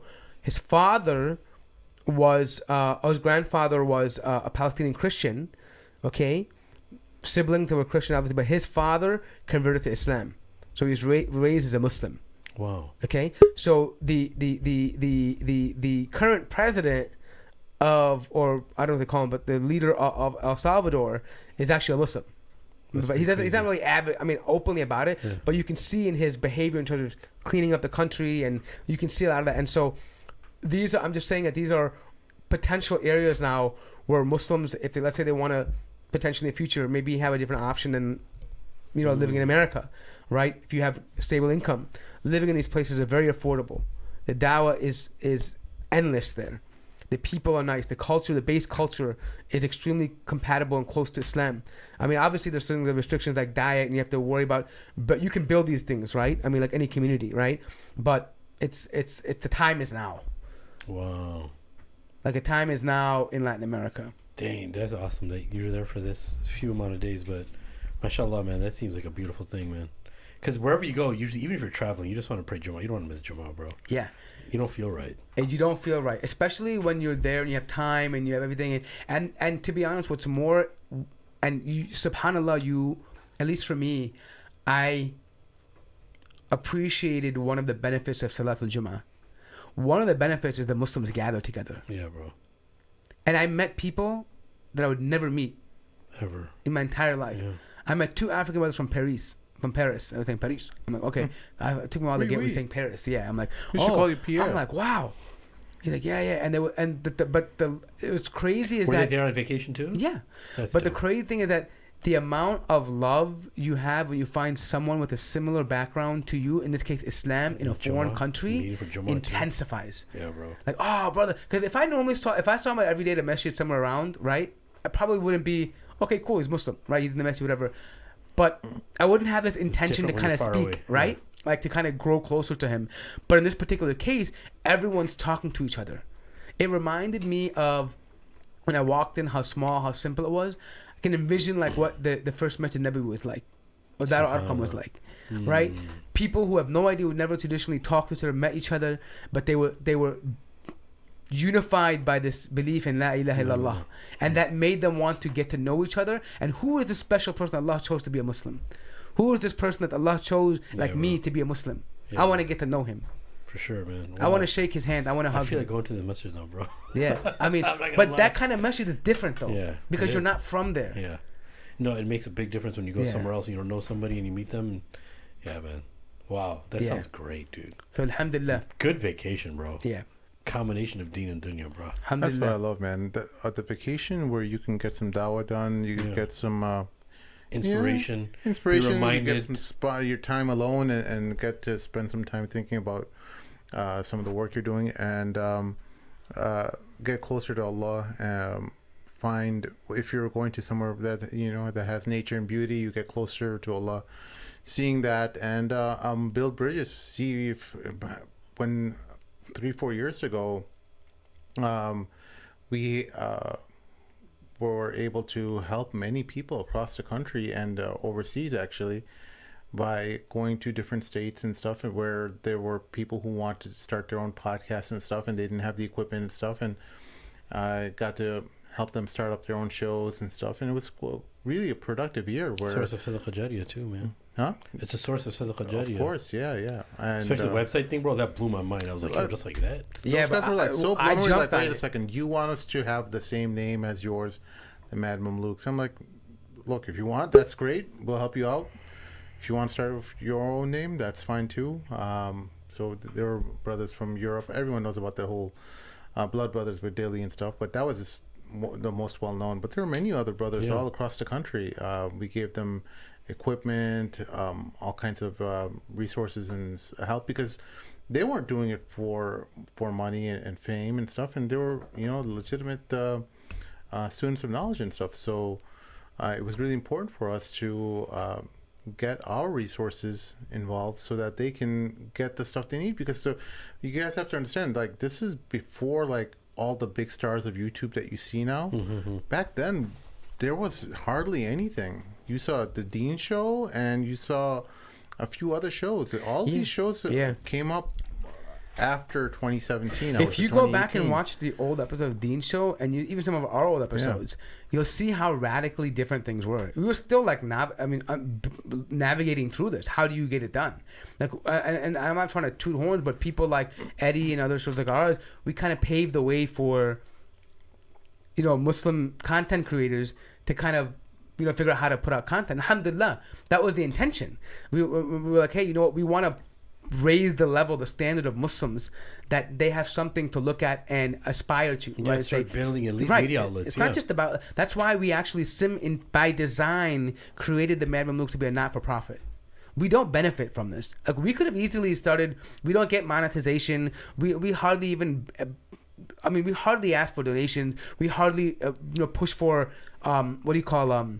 like sponsorship. We welcome them. I'm not saying we don't. We need them, but that's not our main focus, right? If we wanted to be a profit-driven organization, there are many ways that we could have done, and a lot of different content that we could have covered, and we could have gone that route, right? We could have done that too. But the point being is that we wanted this to be something that inspires, that that creates, that lasts, that has barakah in it, right? And that's the whole idea behind it. And that's the same reason, the same idea behind this podcast is the reason why I quickly jumped to go open a website. I'm like, that is free ajr for the rest of my life. Yeah, bro. If I can get that up and going, well made, and I can benefit the people, that is something that great investment. you can't. I mean, so what? It costs $80 to register a domain. Who cares, right? Dude. The fact that you're gonna set this up and now bring people to a masjid, even the people that find about that masjid who are Muslim already and pray there because of that. That's the real wealth you should be worried about. Yeah, bro. Not the YouTube advertising you're getting. That may be nice for the dunya. If Allah gives it, He gives it. Allah yarzuqhu man yasha. He gives money to who He wants. But the real money, that real currency that you're trying to get, is that ajr on the day of Qiyamah, when you need it the most, when all your sins are laid bare. When all your shortcomings, all your darkest secrets, when people think you're religious, they think you're holy, but you know inside what you're doing. Point at me. You know exactly what Yes, you're doing. sir. And that day, you're gonna need those good deeds. You're gonna need that action. And the crazy thing is, it's gonna come like a mountain because you had no idea they were accumulating. Yeah, you were long dead and gone, Yeah, and bro. Allah allowed this ajr to continue for you. Speaking of creating a space, some very generous brothers. I don't want to mention their names because they weren't. They didn't tell me whether they felt comfortable with mentioning their names. But one of them we'll just give a little shout out to. He's got a nice dentist office called Ace Dental. We should out in Lombard. Big supporter of ours.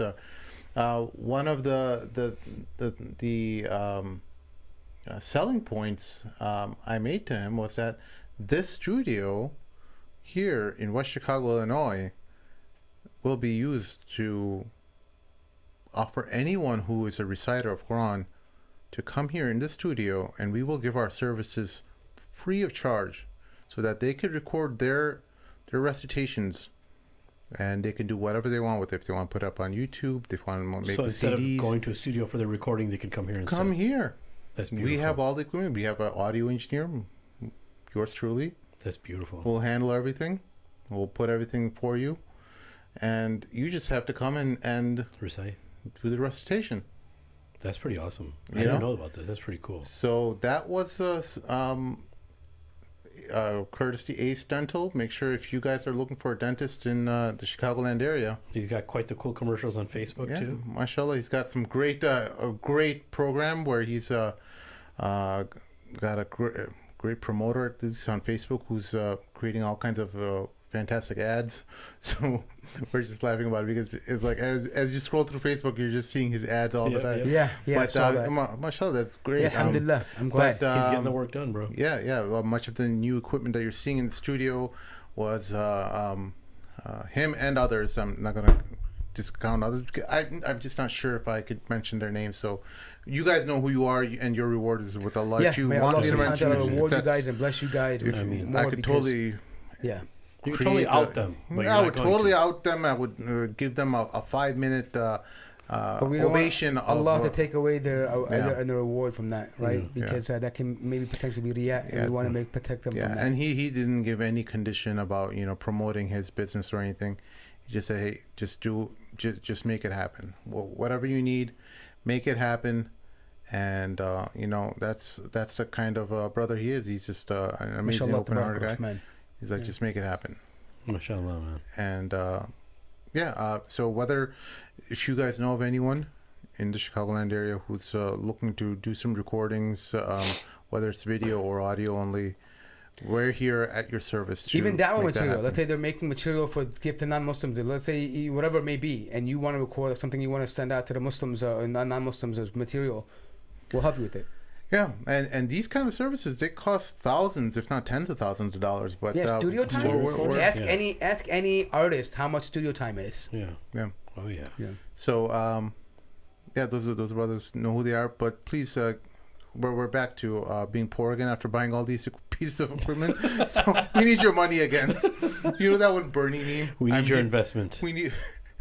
We're needing of your help again. By the way, have you heard about some of these Qaris and their ridiculous charges for 20 grand. reciting Quran for Taraweeh for one night? It's $2,000. Some of these munashids too. Like they want like 15, 20 grand. What is that? Like, wait, Okay, I understand you have a living and stuff like that, and if you want a a full-time job around being a reciter for or being the imam of a mosque, I understand that. You gotta have an earning, but like when you're invited to recite at a mosque, you're saying, "Well, give me $2,000." Like, Are you saying like outside of Ramadan, right? This is in Ramadan, bro. The guy is saying, I want $2,000. So look, this is how I look at it, per right? night. I look at it like high Per matter, right?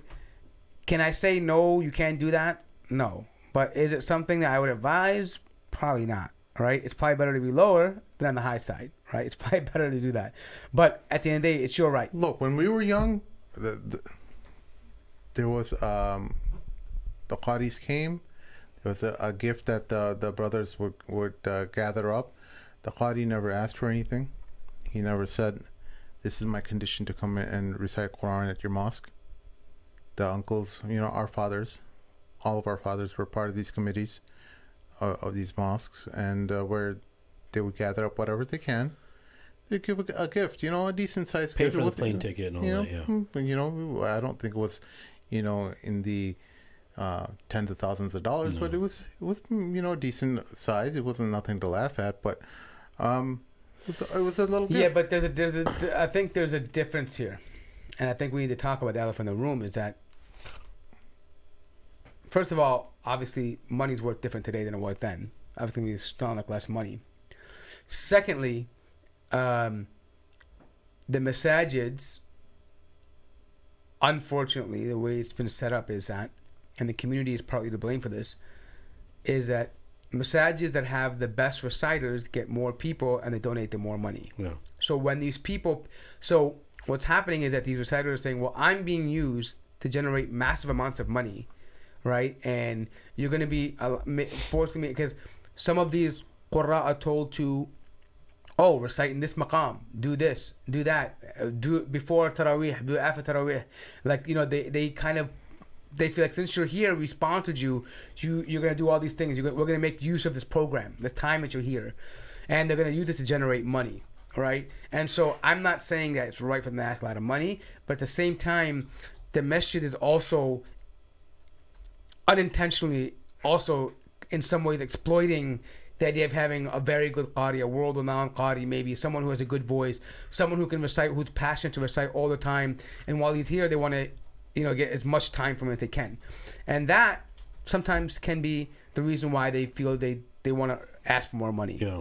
So let me ask you this. Let's kind of peel some layers. Why would a Qari, I'm not saying was right or wrong at all right now. Yeah. Just asking questions. Why, even if a Qari knows that a masjid is making a lot of money through donations by his presence of being there and reciting, what is causing him to be inclined to ask for money because the masjid is making money? Yeah. So the same thing would be for the imam that says, I need 100 grand a year. But he's there every day. Yeah, but I'm saying, so let's say he takes 20 grand, he's there for a month, but he's there for, working the night hours. He's probably thinking like, listen, I'm working after hours, it's night hours, and I'm showing up to like the programs, right? And maybe because for him, maybe outside of it, I think it depends, right? Like, does he have a day job? But do you think there's a separation between honorariums and... Does he have a day job, or is this what he does? Like, because some people, some of these qurra, like that's their profession. They survive by going to competitions and reciting. Yeah. Right? This is what they do. They teach, maybe they might teach students, yes, but a lot of them don't have, the students they teach, they're not spending thousands of dollars every month. They don't have these giant madarises where people are coming, right? They might have students, yes, but they mainly make money either by... either the teachers in some institution in the government, maybe somewhere, right, which is a minimum salary, they have minimum requirements met, and then, but they rely on going to competitions and winning prize money. Like, imagine like some of these qurra, they say, why would I recite Ramadan there where I can go to the competition maybe in Saudi Arabia and we get second, third place and get, $1 million riyal. You see what I'm saying? Like, for them, this is their livelihood. Now, is that a problem? One could argue. Another question. It's another question. Were the teachers who taught them, were they paid like that? I don't know. I mean, I don't know. So if we peel the layer, look, what I'm thinking is, look, we all know what an imam of a masjid has to go through. It's probably the most difficult job and strenuous and stressful job that anybody has to do. Yeah. And they should definitely be compensated. Look, the difference is Rasulullah sallallahu alaihi wasallam, obviously, and Umar radiallahu anh especially, started the employment of people who were scholars and all of that, but coming from the government, not from the individuals themselves as people, to make sure that these people are well taken care of so they can continue teaching and all that kind of stuff, right? And they weren't avarice by any means, but it's something to continue and maintain so there won't be people who were busy in the souk, right? Or busy, buying and selling and trading and then going back to their posts and teaching. They wanted to wither. That's completely understood. It's completely Islamic. I get it. I kind of saw the imam of the masjid in the same situation. You need somebody to fill that position. The Fard al-Kifaya has to remain where the masjid, even if nobody's there, at least a person who's employed is going to be there. And because the Khalif can't work, right? So exactly. Yeah, right. But so the same thing with the Imam of the Masjid. Like, that's what when we were talking about the Mexico thing I was asking about Ibrahim, is like, how cool is that? Like, the brother who's living there is maintaining the Fard al-Kifaya of the Masjid, because once the Masjid is established, every prayer has to be done. The Fard al-Kifaya is, every prayer has to be done. Not everybody has to attend, for instance, men and women and children, but there has to be a group of people that are continuing with the...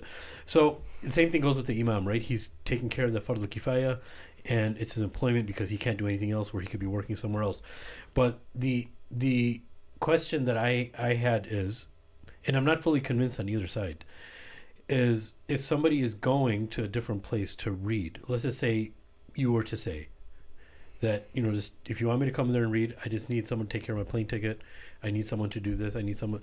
But that would mean that somebody would need, employment elsewhere. Some of these Qurra already in their countries get paid very well, right? Mm-hmm. My main question is, if somebody is asking for $20,000, sometimes even $30,000, yeah, right? I mean, obviously that's between them and Allah, right? Right. But and has the Quran become a competition now of money, and So this is why I say, I can't say what's right and wrong, but what I can say is that this is why I say I look at like mahar, right? Like a woman can ask for $1 million in mahar if she wants to. That's her right. I see what you're saying, right? But I can't say you can't do that. But is it wise to do that? I would say no. It's better to be lower. And I would say the same argument that for the Qurra that come, that hey, you can ask what you want to ask for. This is your right to ask for what you want to for your time, right? But is it wise to do that? Is that honorable? I think the better question is, I don't want to use honorable because I don't know the situation, but I would say that it might be because maybe that person really needs it. Maybe what if he has to get like braces for his kids, right? And this is what he wants to do 20 grand for, right? Yeah. But is it wise? Because tawakkal Allah as well too, right? You want to combine that, right? Like, what are these verses telling the Quran? So I don't want to come and say, oh, the person who takes it is dishonorable. I don't know his situation in that regards, right? But the thing I'm trying to say is that, is it wise to do that? And I think that's something for the individual to decide. Yeah, but the other thing, the reason why I mentioned that is, you had mentioned this is true. People go, their main way of livelihood is winning or going into competitions of the Quran, right? And the reason why that kind of, look, I'm not judging anybody, bro. It's just, to me, somebody who hasn't been in that situation, but your incentive of making money and vice versa of reading the Quran very well is for the sake of money, right? And the attainment of money.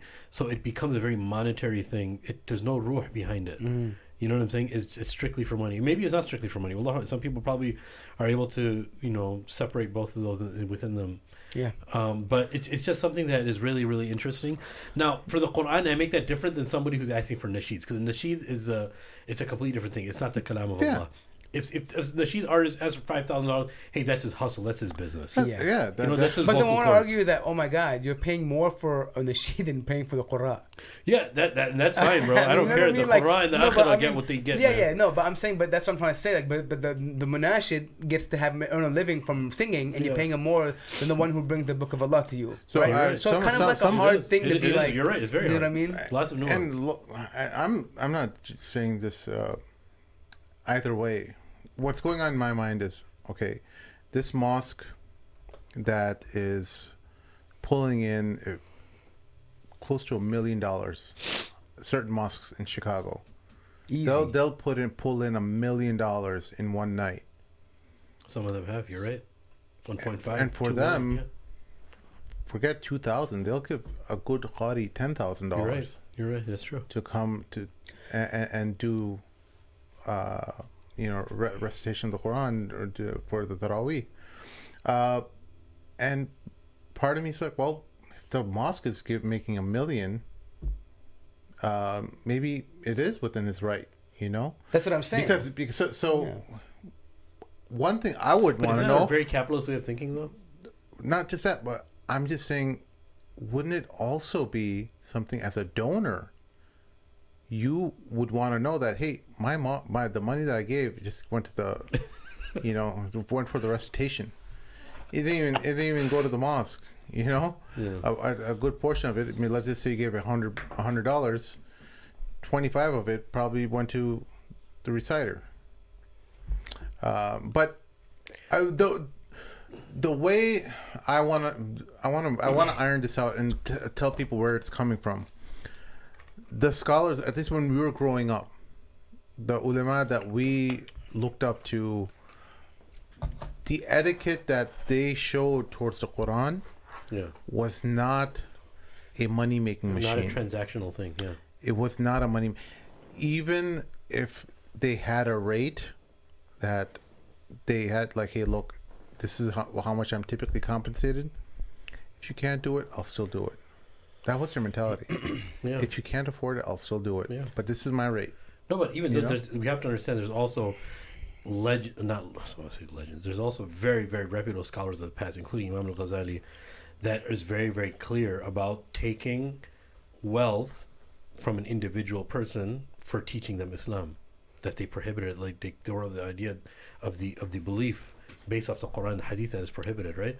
But as far as the Qari, like there's one differentiation that I thought of. How rewarding would it be? Look at these two different scenarios. You have one scenario where Qari comes. I know we're for some reason throwing $20,000. He asked for $20,000, right? And you give it to him. It becomes like, okay, now we have these expectations of him. What if a guy doesn't ask for anything? Wouldn't you be like inclined to give him a gift? Like, dude, let's make this guy a millionaire, bro. Somewhat. You know what I'm saying? Let's give this guy a whole bunch of money that he's never gotten before because he was such a genuine man dude. Is that way as a gift. Allah tells us that a man is this way where you give him $1 million, he's going to want another $1 million. It's not like giving up, like spoiling your guest. What I'm saying, listen. What if there's a person, small example, person not too mutadayin, he's just whatever comes, but the way a Qari recites an ayah of the Quran moves him. That brings him to a change. You're right. Do you think that $30,000 he gives him as a hadiyah is anything then compared to what he's getting in akhirah? Very true, my man. Very true. And the one he says, if you ease the burden of your brother, Allah will ease your burden. You're right. So Double maybe he whammy. thinks that way. You're you know what I mean? I'm just saying there's all kinds of situations here, right, where people can get money. But I think what the idea here is this. I think the main problem that we're overlooking here is that all of this traditionally was settled by the khulafa. By the leader. They had an institution, a centralized government in place that had checks and balances and allocated funds so that people didn't have to decide this on their own and prevent corruption. Right, but nowadays we don't have that. Yeah. Now we have. So which is a symptom. We have the mosque, and we have the bodies who didn't bother learning anything else. I'm sorry. The book of Allah is pretty important. Sheikh Amr is doing work in the corporate world. Look, can I just say something? Okay, fine. We're not talking about. There's plenty of scholars. I'm a charlatan, bro. There's plenty of scholars. There's plenty of scholars who have done secular education. They've gone into the professional work environment. Business, made businesses. We know several businesses owners within the Chicagoland area that are owned by scholars who have their own businesses, and they're making an honest living. Now, when I hear about a Qari being a professional Qari, that his main source of revenue is the Ramadan recitation, I chuckle at it. I laugh at it because what are you doing the rest of the No. So to be fair, you might go to a recitation competition here and there, but you're not doing that on a daily basis, bro. No. To be fair, these people have a mahad. They have a school. But it doesn't generate anywhere near the majority of their income's gonna come from these competitions and these things. They may get like $1,000 a month from all these kids that come in because a lot of them are in foreign countries. The money you get from the tuition, because these people also sending their kids there plus not money. Maybe like at least a third of them are coming in for free. Yes, so they have institutions. A lot of these Qur'an they teach, they do these things, but it doesn't generate enough money for them. So they look forward to these things where they can generate, because a lot of these guys, keep in mind, they have their own institutions and they fund even poor kids. A lot of these guys, they take that money and they reinvest in their own students. That's beautiful. Right? They don't even take it for themselves. They're doing it because they want to build in their own established what they have there already in their country. They might have a madrasa or saying, okay, that money's going to come to the madrasa survives yearly on that Ramadan recitation. I know personally, like we have masajid that we fund once a year. The zakat comes to them, and they use that the whole entire year for the imam's salary. Okay, we'll put those guys aside. No, I'm just saying. Well, put the guys with the madrasas aside. You for sure. You want to charge 10,000 a night. You have Sim's green light. You have my permission, mashallah. I'll give you. I'm issuing you a card that you can say. Sim Get a jail card? Wait, no, a legitimate card. Get a Jahannam card. You can take to that mosque and you say Sim approved. I also have a registration fee as well of $250, and that expires every month, so you have to renew it. But basically, other than those guys, there's a few guys who are just Qaris. You know, mashallah, it's an instrument, just like any kind of vocal singer, anyone who's in the entertainment industry. Man, this is one thing I don't like, man. I gotta move on to we've beaten this thing, but this whole idea of just listening to the Quran for enjoyment, because I know you guys love this. I detest it. I want a hardcore liberal side. I want a Qari who is scary, because that's how the Quran is. It's somber. It strikes fear in you in the appropriate ways. There's of course beautiful and gentle eyes as well, but I want that Qari that has that vocal inflection. But this idea of you listening to Quran like as if it's music, there's some guys out there. It's better than music, bro. No. That's why we listen to it. I'm not saying it's not better than music. I'm saying there are some serious subjects in the Quran. There's some extremely. Hang on. I'm trying to explain to you. Okay. There's some serious subject matter in the Quran that is hard hitting, bro. Okay. That are life and death situations that are trying to deliver a message of you prioritizing your life in such an important way, such in a deep way, and this idea of, I'm just going to listen to it because it sounds pretty and I don't know what it says. I'm not saying I know, Sheikh, I know you understand what it says, but majority of Quran listeners are not listening to it because they understand all the meaning. They're listening to it because it sounds good and sounds pretty and melodic, you know? So 1 second. I don't have a problem with that at all. I'm not saying it's a bad thing, bro. I'm just saying but the Quran, there's a problem there. There's no problem, because the Quran is shifa. Even if you don't understand a single word of the Quran, to hear the Quran, that alone in and of itself is a ni'mah. Because to be able to recite, this is something I'm saying, listen, bro, I get it. Like you're saying, just laying around, or like when you go to the Middle East, you hear like the Quran everywhere. You walk into these stores and these guys are selling shisha. Bro, right down the street, wallahi, I'll take you down to the street. There's a guy who's got a complete tobacco store. He's blasting Quran. They're not doing it because it's melodious. One guy here. They're doing it because it thinks it protects them from ayin or protects them their business. Wait, that's wrong. This guy right across the corner of our house right here. Bro, he's blasting Quran, all right?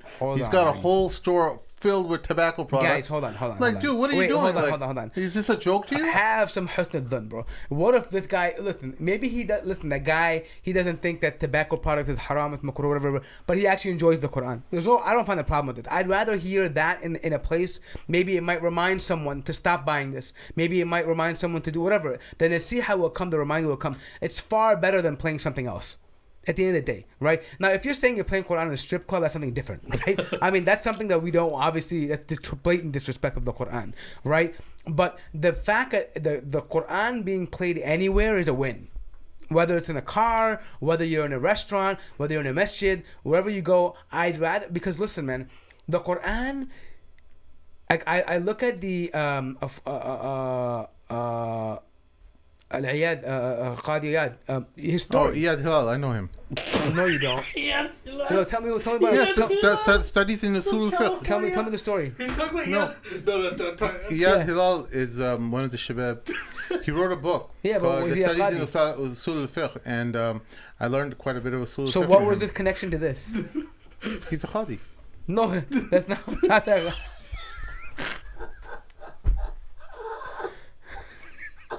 Shit, what did I say wrong, bro? Qadi Iyad is somebody else, bro. Just Way hold on 1 different. second, bro. Hold on. Qadi Iyad was the one who was a bandit in his lifetime, and then he heard, while he was sneaking around trying to steal, he heard someone reciting the ayah of the Quran, hasn't that come time yet for those who believe to actually, to practice. Right.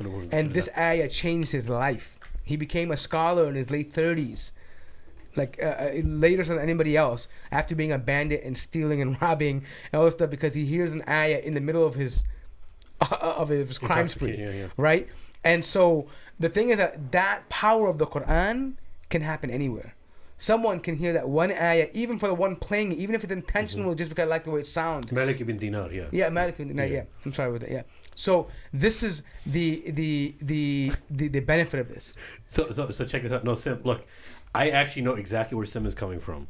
Do I partially agree with you? I do. But I think there's levels to this. And I'll tell you why. Look, Muhammad Qutb, in the introduction to Sayyid Qutb's book, Fi Zilal al-Quran, in the shade of the Quran, says something really brilliant, but only if you're looking for it, you'll find it. Somebody who's really paying, if you just read the intro and just pass by, you're not going to get it. So Muhammad Qutb, his brother, says something that only the verses of the Quran are opened up to those, the way the Quran is supposed to be understood, if they're in the establishment of La ilaha illallah Muhammad Rasulullah. Other than that, they're not going to get the verses. Right? It's only 2 lines. 100%, bro. So check this out. He said, only the person who's working for the establishment of La ilaha illallah, right, the establishment of Allah's deen in this world on a sovereign governmental level, right, is only the person that's going to understand the Quran the way it's supposed to be understood, right? Obviously, that's his opinion, but it resonates, and there's lots of truth to that, because that was Muhammad's mission, establishing Allah's deen in this world, eradicating shirk and all of that. Yes, that was paving the way to get rid of everything, so now all sovereignty belongs to Allah. It's an easier thing to accept, right? It's all a part of a process. So he says this. Now, one thing you'll see is people who are always involved in movements, especially from the old school Ikhwan, brothers who were involved in the Hizb, brothers who were involved in any other movement that was very goal-oriented, not residually, yes, Islam is going to come.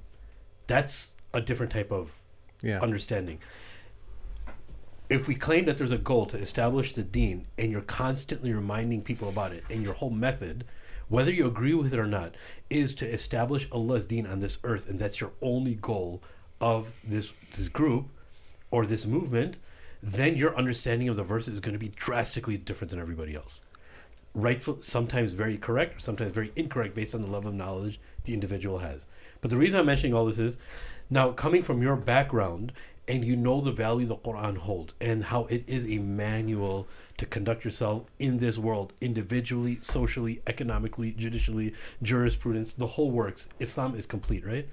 Now, if you were to take that and you understand what the underlying and underpinning message of the Quran is, and now somebody's listening to it for entertainment, you're going to be flabbergasted about what the heck is wrong with this person, right?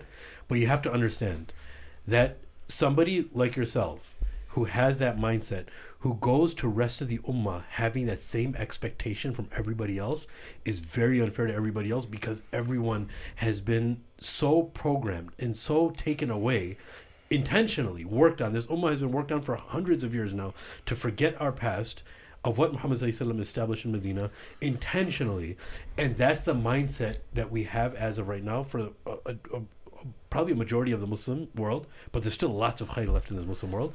And you have to understand that them listening to the Quran, now this may seem a little confusing, but to me, somebody who, alhamdulillah, for the most part, or for a big portion of understanding the Quran and understanding a few things about the Quran, when I see somebody listening to the Quran who doesn't understand it, that just makes my heart melt, because they don't even know what they're listening to. Like, dude, you know what brings tears to my eyes, bro?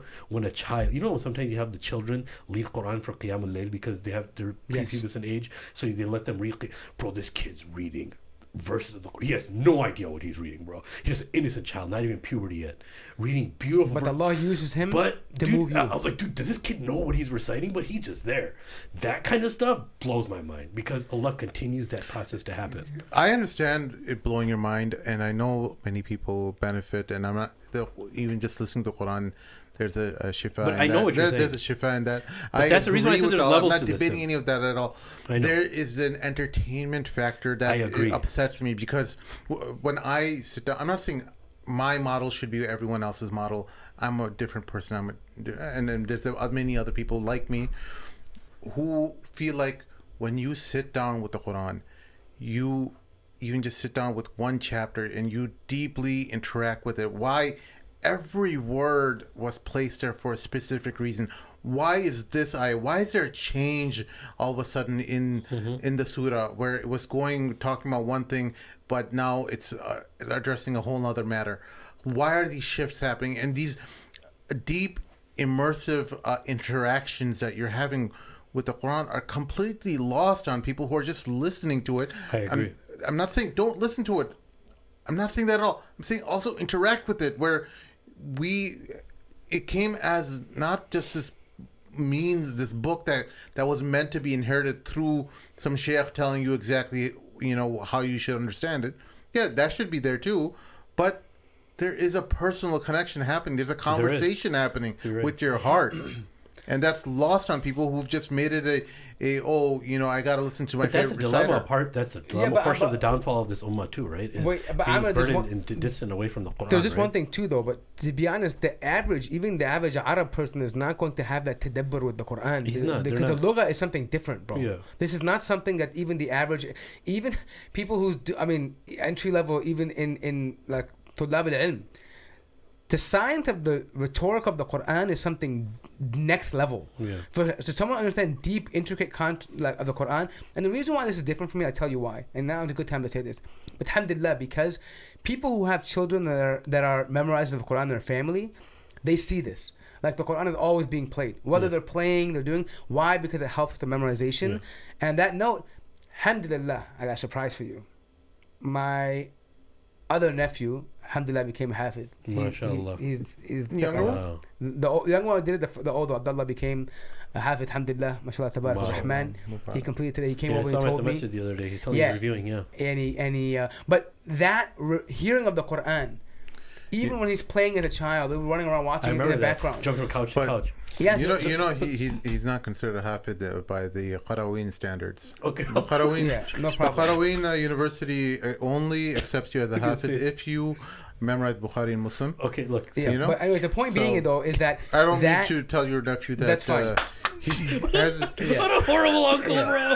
What a horrible uncle! This is the guy that can't recite Fatiha properly. He's telling him that. Anyways, what a horrible uncle, bro! I'm joking. You're taking it to the next level. Oh, sorry. Oh my God! No, okay, that was just a joke. Maybe I cut too deep. I'm sorry. No, that wasn't. No, none of us can. Yeah, none of us can. Yeah. But anyway. So listen, the point being though is that, but that kind of hearing of the Quran, right? Like that kind of thing, it creates an environment. Yeah. Like and there's benefit to it. I get what he's saying, that people should make tadabbur.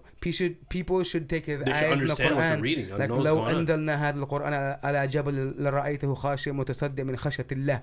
These ayah mean that the weight of the Quran, like when the Prophet would get wahi, the camel would have to sit. The immense pressure he would feel. Yeah. The weight of the Quran of Kalam Allah is immense. I get where he's coming from in that sense, but for different people, like Islam and the conviction of Islam is different for different people. For some Sahaba, they just had to hear the Quran. Yeah. For some Sahaba, they had to witness the mu'jizat of the Prophet ﷺ. And likewise today, some person, what keeps him in Islam is just the Quran sounds beautiful to him. Yeah. That's what keeps his iman up. Yeah. He doesn't know what the Quran is saying, but it touches him. Yeah. No, and that keeps him a Muslim. No, but not only that, Sim, look, I am going to agree with you. The portion that I said I agree with you is, look, there have been patches in the past, and we're living in a patch right now where people in the state of forgetfulness, and the Quran, like you said, can become a source of entertainment for some people, right? Ghafla yani. Yeah, throw yani in there, why not? But that was good.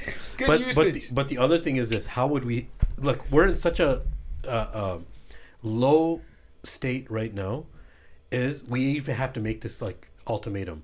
Would you rather have it that this person leave the Quran and not listen to it for the sake of entertainment at all, or would you have him listen to it for the sake of entertainment, and at least it's the Quran he's listening to for the sake of entertainment? Yeah, of course. It's unfortunate that we have to ask that question, because it sucks to be the Ummah Muhammad asked this question in front of the world. You know what I'm saying? Like, how do we stand in front of Allah and Rasulullah and say this, right? Like, we would never dare say this in front of them, right? But we're in that situation. So now, the Ummah of Rahmah, we know, that's why I said there's levels to this, right? There's a level of people who understand that Islam has to be established by way of the Quran, right? And they're going to see the verses differently. And there's some people who the Quran just sounds melodious to them, and Allah subhanahu wa ta'ala is keeping them alive, their heart alive through that Quran, right? You know the Qari Mishari Rashid? Al-Afasi, Afasi. I don't like him very much. Here we go. This reciter is someone who he threw many people under the bus who are with the Muslim Brotherhood.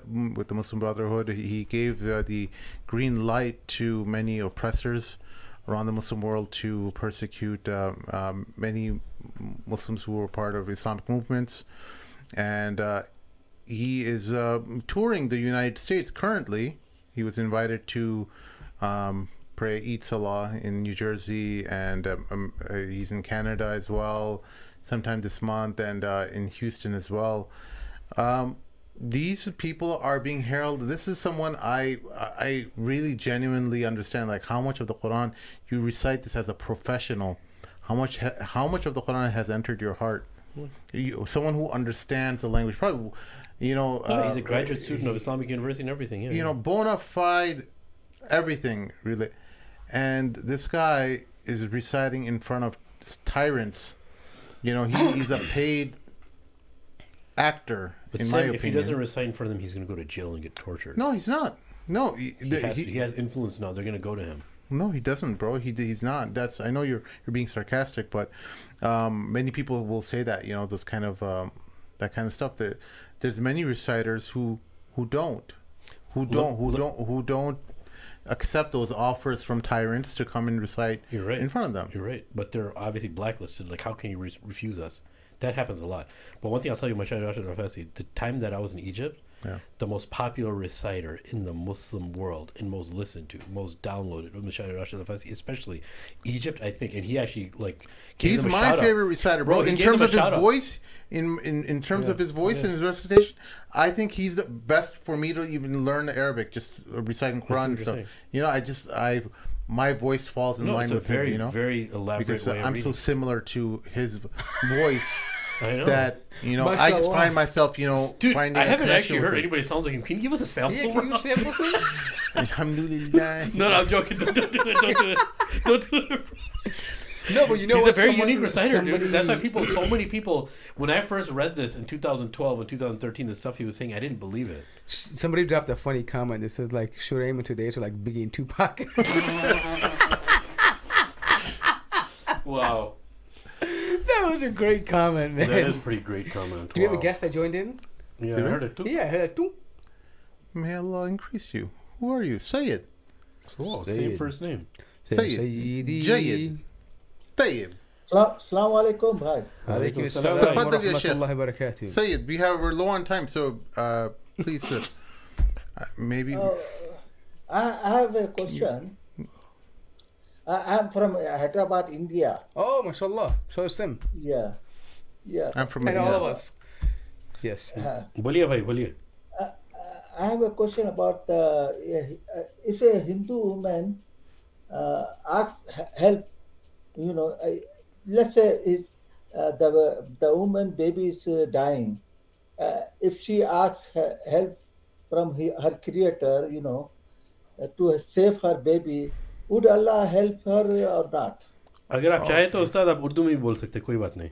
अच्छा, ठीक है. मैं ये बोलना चाह रहा था कि एक औरत जो है सो हिंदू औरत है और उसकी बेबी जो है सो मर रही है, तो वो अल्लाह से या मंदिर में जाकर दुआ कर रही, समझो नहीं, तो क्या मुसलमान औरत या हिंदू औरत?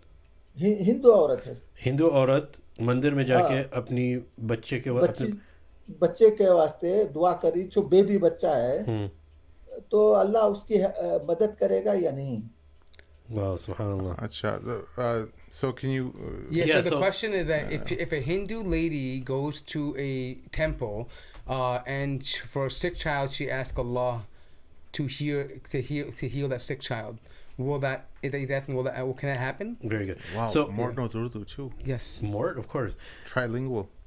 जी हाँ, ऐसा है कि अगर उन्हें पूछी अल्लाह सुब्हानहू व तआला को नहीं वो तो उन्हीं तो उसके खुदाओं को ही पूछेंगी ना, किसी को भी पूछेगी, वही वो अल्लाह का मर्जी, उसकी दुआ की कबूल के बारे में नहीं है ये। अगर अल्लाह चाहे तो वो बच्चे को बचा सकती, कोई बात नहीं, बचा सकता कोई बात नहीं। अल्लाह सुब्हानहू व तआला तो कई मुशरिकों के बच्चों को बचाए, कई काफिर बच्चों को बचाए और कई मुसलमान बच्चों को नहीं बचाए, राइट। वो तो अल्लाह की मर्जी है, कौन बचाना है कोई बचाना नहीं, उसकी दुआ के बारे में नहीं है वो। समझे आप भाई साहब? नहीं, मेरा मतलब ये पूछने का ये क्या गैर मुसलमानों की दुआ को भी वो अल्लाह सुनता है या नहीं? जी, अल्लाह सुब्हानहू व तआला सबका दुआ सुनता है और सबकी आवाज़ भी सुनता है, मगर अल्लाह की मर्जी है वो जो कबूल करे या कबूल नहीं करे। Okay, let's take a pause here. Hold on, let's take a pause. So what do you, so people who are listening who are non-Urdu speakers, what the question about right now is that does Allah answer the dua of people who are not Muslims when they make it? Does Allah accept it? When I'm saying that Allah can accept the dua of anyone, whether it be a Muslim or non-Muslim, but if they turn to Him, but it's not a guarantee, just like for any, Allah decides what He is His will. But the distinction is that when somebody asks, if a Muslim asks, it's called dua. Yeah. If a non-Muslim asks, it's just his wish. अगर एक मुसलमान पूछा तो उसको हम लोग दुआ बोलते हैं। अगर गैर मुस्लिम पूछा तो वो तो बस उसका तमन्ना है, उन्हें जो पूछा सो अल्लाह की मर्जी है उसको देने चाह रहा है या नहीं। मगर जी ये लफ्ज़ जो दुआ है, ये लफ्ज़ जो दुआ है ये सिर्फ मुसलमान के वास्ते खास है ये। The reason for that is because dua is the ibadah. Yeah. It's worship, and you can only have ibadah if you are worshiping Allah subhanahu wa ta'ala. Yes, sir. Directly. जी हाँ। समझे साहब? So Allah does not help those people who are not Muslim. No, He does help them. Allah helps. The non-Muslims are actually get everything in this world that they want. Allah is helping them sometimes more than He helps the Muslims, because it's in this world. This is their Jannah, and Allah gives them whatever they ask for. Yeah, I mean, for example, the non-Muslim, the fact that he breathes and he survives and he wakes up and he can digest food, all this is the ni'mah from Allah subhanahu wa ta'ala. Allah gives him time to do all this stuff, to process. Just being alive and breathing and having food and sustenance and provisions and a home, a family, all these things, this is a barakah from Allah. This is talked about in the Quran, where Allah subhanahu wa ta'ala reminds them that when they go on a boat or in a journey and they get lost and they ask Allah for help, He helps them. And then He helps them. Yeah. And then when they come back, they forget all about Him. Yeah. So this is responded to directly in the Quran. Yeah. Yes, sir. What your question is, Allah uses the example of the Quraysh. He said that when the mushrikeen, they take other ilah besides Him, because they set up deities to they come closer to Allah. They say we come close to Allah. But when they're at sea and they get lost and the storm comes and Allah brings them back, they turn to Him alone. They know. But then when the help comes to them and they're at ease, during hardship they turn to Allah alone. Yeah. But during ease they go back to using the intermediaries, through idols or whatever it may be. So Allah can give blessings. Allah can bless someone in any way He wants to. But the term dua is only used for the Muslim who makes a supplication, because dua is ibadah. It's a form of worship, and only Muslims make the worship of Allah subhanahu wa ta'ala. All right. Thank you, brother Sayyid. एक question Syed साहब, आप India में हैदराबाद में कहाँ हैं आप? मैं हैदराबाद में मोज़मजाई मार्केट के पास रहता हूँ। अच्छा, मोज़मजाई मार्केट मालूम। Where is that? I have no idea. Moazzam Jahi market? Yeah, it's close to Old City, basically in between Old City में ही आता है वो? Is kind of in the middle part, yeah. Yo, so Sayyid, I've been told that you are you also frequent a lot of the other da'wah streams. Is that true? I heard you're quite a celebrity on the internet. Yes, I do go to all of channel, ex-Muslim channel, especially ex-Muslim channel. Oh wow! And okay. I try to explain them.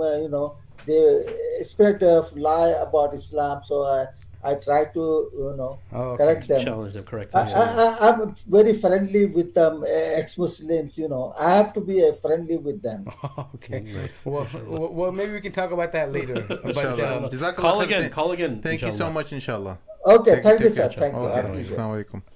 Assalamu alaikum. All right, that was interesting. Yeah, brothers. So basically, let me.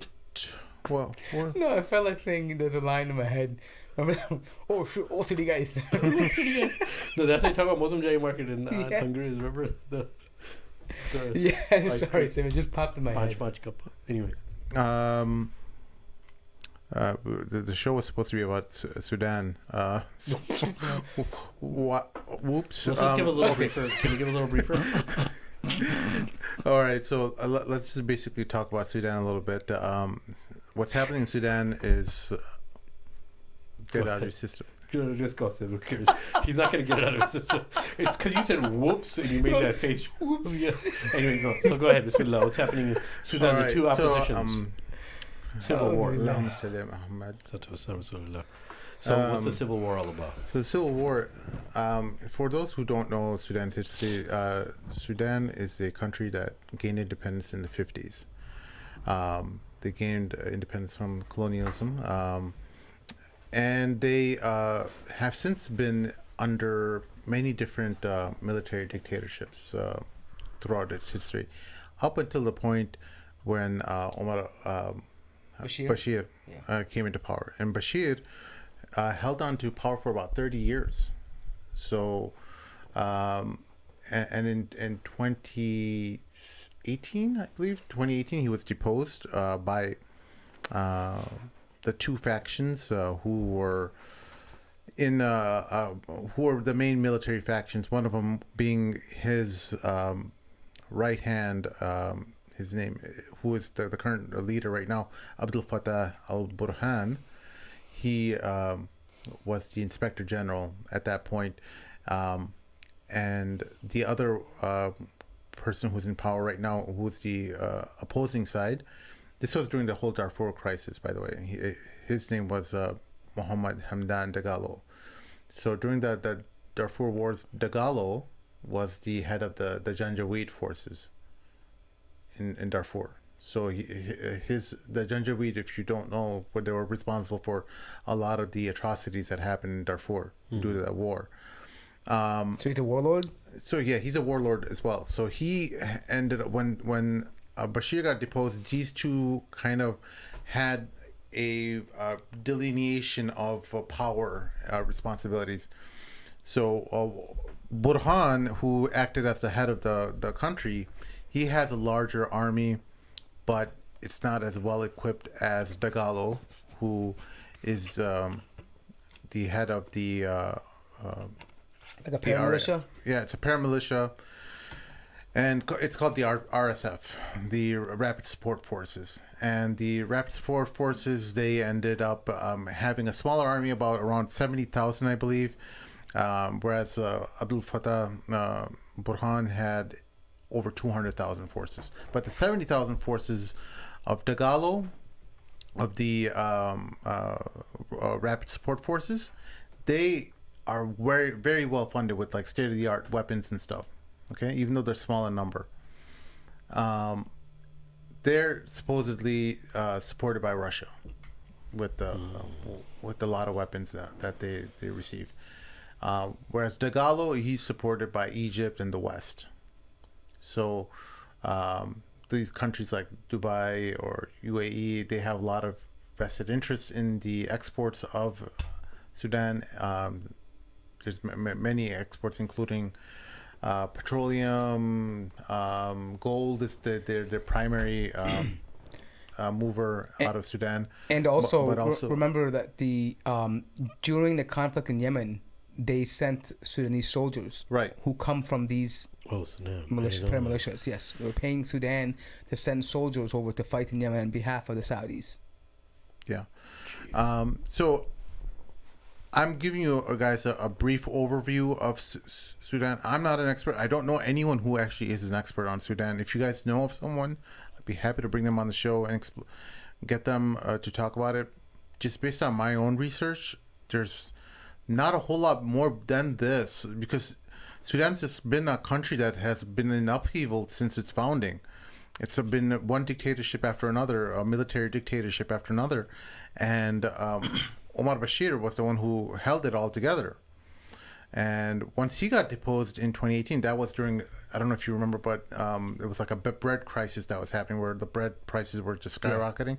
I don't know who was pulling the strings back then that made the bread prices skyrocket like that, but obviously there's always external players who are, kind of puppeteers if you're not playing by their rules. And he ended up getting deposed. So he's still alive, by the way. Bashir is still alive. He's in house arrest or something like that by Dagalo.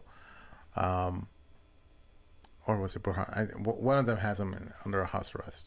So now what's happened is that these two guys are, Burhan and Dagalo, are at odds with each other. They brought their guns to the center of Libya, of Sudan, and they're trying to take control. They're trying to take control of the capital. Keep in mind that that these are militias, and they can be very brutal. So the people in the crossfire, women, children, the looting, the abuse that's happening is rampant right now. Like there's all kinds of human rights violations. Because they are militias at the end of the day, right? They're paid to fight, and so they're not organized. They use anything for intimidation. Right. Anything. All the horrible things that you hear about in war, they implement those as tactics to, threaten local populations, to gain support. So Muslims, unfortunately, are doing this to each other for political reasons. It's sad because Sudan is like this special place in Africa where it's like a perfect blend of Arab and African Muslims. And even their Islam generally is a very beautiful Islam that they hold.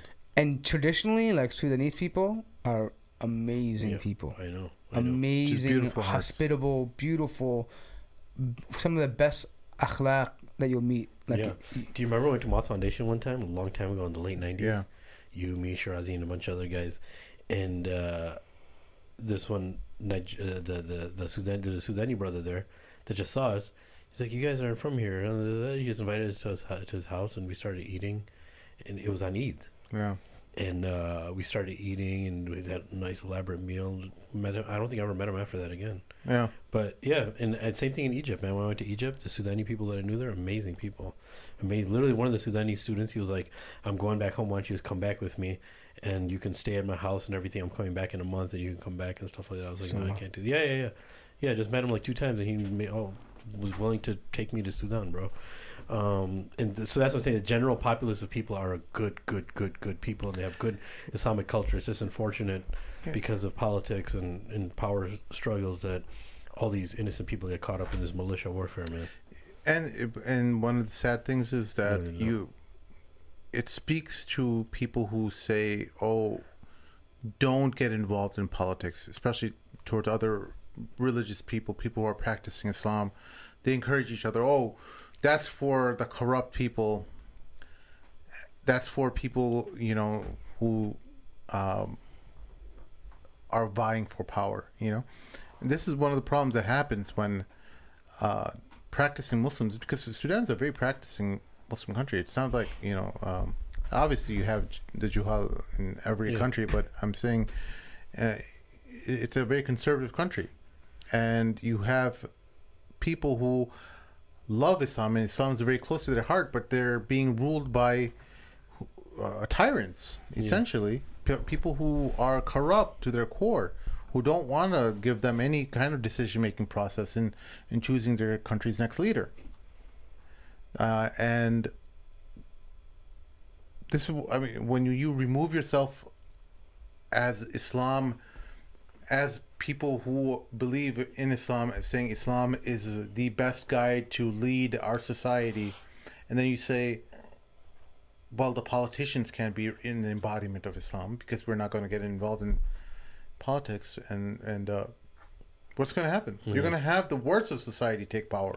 Well, the problem is that if Islam is the way of life and it provides these legal guidelines on how to act, it's crucial that politicians or people involved in politics abide by them, because that is the structure of a Muslim society.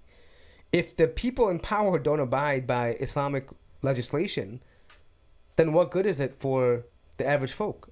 Yeah, you're effectively saying you don't believe in what you say, or what you believe in, or what you're practicing.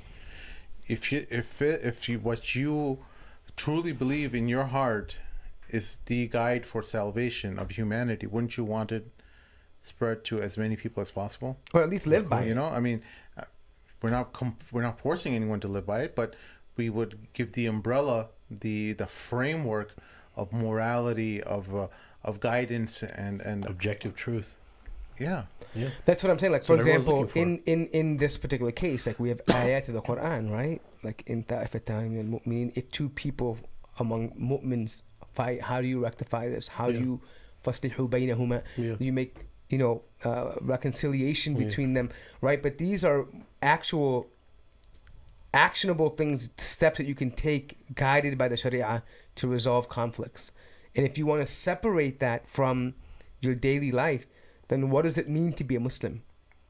Is it just something that you profess and you keep in your home? Or is it something that you actually want to live by? And so, and not only that, but all the other arguments, right? For example, the moral arguments that we make. Is zina wrong? Is adultery, is it wrong? Is stealing wrong? The questions about what we do today in the West, for example, about gender, right? These kinds of things. If you take away Islam as the backbone of your legislation and morality, then what are you replacing it with? Yeah. You're replacing it with whatever that politician deems to be correct and right. Yeah, him and his party. Yeah, and that can be, let's say he starts off good, but that can always change. Yeah. There's nothing that checks it. There's no control, checks and balances. At least with the Islamic system, there's always going to be a check and balance, because you have to ruddu ila Allahi wa Rasul. You have to go back to Allah and His Messenger. Who are they going back to? I mean, Russia? I mean, where? America? They're going back to the Constitution? They're going back to what? What are they going back to? Unfortunately, it's playing out to be a proxy war, because That's it's going to be sucks because they're being used. They're going to be That's it. used. One side's being used by Russia. One side's being used by America.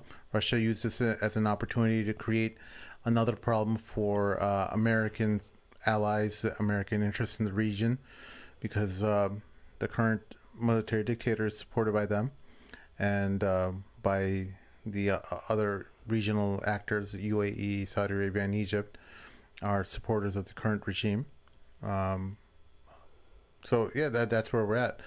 I want to shift focus quickly on one other final subject before we wrap this up. We're just making this an extra long episode for you guys because we have Sheikh Amer, who decided to actually show up. Oh yes. Oh yeah.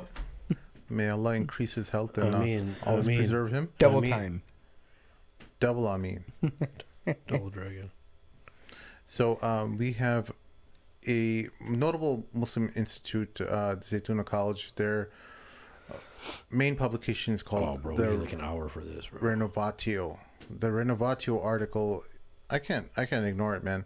I tried to ignore it. I'm like, you know what? I actually never saw you struggle with an article in my life to this level, bro. I legit did not want any drama with anyone, bro. I'm like, you know what? Let them do whatever they want, as long as they don't go out to Shirk. And then you wake up in the morning. And then there's a Shirky article, bro, right after Ramadan. It literally was published on Eid, by the way. Yeah. I was like, you know What what? a way to celebrate. I'm like, you know what? There's many charitable. When the gravity of a Muslim publication, where if you click on their about us section on their website here, you see that Renavatio is a Muslim journal here, right here. Renavatio is a Muslim journal about the ideas that have shaped our past and present world. We are asked scholars, theologians, and writers to examine timeless questions and today's moral challenges by drawing from the enduring texts of revelatory faith traditions and current thinking, from philosophy, theology, and ethics to history, politics, the social sciences, and beyond. Wow. In this entire statement, by saying you are a Muslim journal who is facilitating the ideas that have shaped the past, what they mean by the past is the mushriks and the polytheists who have shaped the past civilizations and current polytheistic beliefs. You're saying you're going to give them a platform to come and spout their nonsense about how their faith is similar to the attributes of Allah. So here we have the article called Images of the Unimaginable God, Idols and What They Signify in Hindu Traditions, from a leading academic in Hinduism named, I forgot his name, Ankur Barua. Encore, huh? Ankur. Oh, Encore. Angur. Angur, it means grape in Urdu, for those who don't know. Ankur is not Angur. He's not a grape. But he is a university senior lecturer in Hindu studies at Cambridge University. We allowed this guy, who, by the way, when did Hindu journals ever publish anything about Islam and Tawheed? You know, just speaking at it, put aside what our faith does for a second, even though we don't do that normally. But let's just say, it's looking at it from a secular way. These guys never put up anything related to how Islam envisions Tawheed, and it obliterates what their conceptions are of the attributes of God, you know, and the majesty of Allah as the unimaginable, of the greatness that He has, the uncomparable nature of His to anything on the earth, and how these polytheists are being platformed on this journal as meant to serve Muslims and the advancement of Muslim ideas and thought. He goes on to the article's long, so I'm just going to bring up a and I'm not on my phone. here. There's actually a part in there that it's inevitable when somebody who claims to be an enlightened Hindu and trying to bring this Venn diagram between Abrahamic religions and Abrahamic faiths and Hinduism, but there are subtleties there that he's naturally, whether it's intentional or unintentional, it doesn't matter. No Muslim organization who in Islamic history has fought tooth and nail the gravest sin, which is shirk, to obliterate it, to any remnants of it on a Muslim. There's actually a concept that Rasulullah had that was what was referred to as qurb al-ahd, which the later scholars referred to it as qurb al-ahd, means that there was something that was temporarily not allowed for the believers to do because they were still close to the time frame of them accepting Islam. So Rasulullah prohibited it because of its shirk links that it had. So Rasulullah for a big portion of his seerah, a big portion of his life, prohibited those things because of its link that it had to shirk. Yeah. Right? So there's something that you have to keep in mind of why there's kind of an outburst. Yeah, look, but by the way, for the listeners, we have plenty of brothers at Zaytuna that we love, and we respect many of their thoughts and ideas and contributions. We had a whole episode on how amazing Sheikh Hamza did with his discussion with Jordan Peterson. We're not here to, you know... But this was reckless. Look. We operate on the same objectivity that many of the instructors at Zaytuna operate from. We're not blowing smoke up anyone's butt and telling them they're great when they're not great. When you did a good job, we'll tell you did a good job.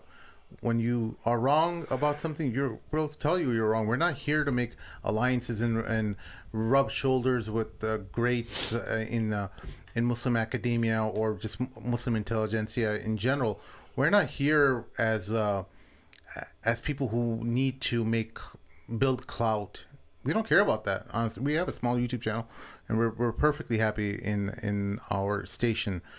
But when you have this trash coming here, and you claim to have inherited this book, the Quran, and you've assigned this as your amana, you've taken this on as an amana, and then you allow a prestigious institute such as yours to peddle this trash, where it's talking about the Hindu notion can that one this? God Yeah. has multiple expressions is reflected in the Islamic view that the world contains concrete signs of God's omnipresence. So what they're saying is the Hindu belief of God's multiple, Allah subhanahu wa ta'ala's multiple expressions, which means they're idols, okay?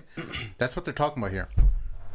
The multiple expressions is their idols, and they're saying that these expressions are reflected in the Islamic view that the world contains concrete signs of Allah's presence, omnipresence. So what he's trying to say is basically shirk is not as bad as you think it is. Wait, so let's break this down, because this can because this is philosophical, right? So it can go over some people what they may not understand what, at least for people like me who are dumb. But what it's trying to say essentially is this: they're not making a distinction between Allah and His sifat and what is the consequence of His amr.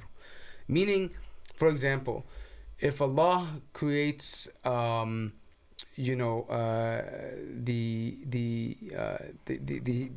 mother and the child is a consequence of the mother, but Allah created all this. Of course, He has control over it.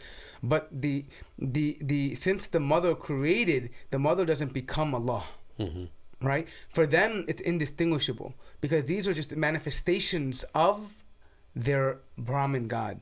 Right? That's why they have no problem making a deity out of a human. Right? For example, when Trump was recently elected, they made a deity out of him. Why? Because the fundamental belief, and what this is kind of, before I mention that, what this is kind of tied to is the idea of wahdat al-wujud. Mm-hmm. That everything is a manifestation of Allah subhanahu wa ta'ala. Nothing exists but Allah. Which is a very shirky view, of course, right? And people I don't want to get in the argument of how people define it and if they call it shuhud. This is not what we're speaking about. We're talking about the literal idea of Allah being an expression in His creation. And the fundamental thing that we believe is that Allah is the only thing, the only being who is ghair makhluq.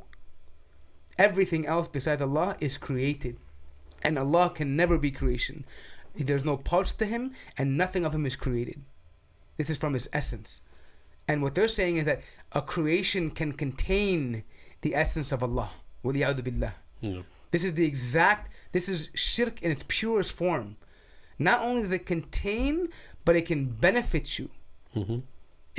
They have asnam, they have idols that can be intermediaries, because why? They are an expression, waliyadu billah, of their God.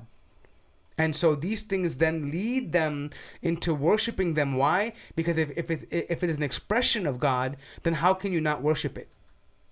Mm-hmm. Whereas we as the Muslims say that Allah is unique, al-ahad, and rububiyyah belongs to Him alone.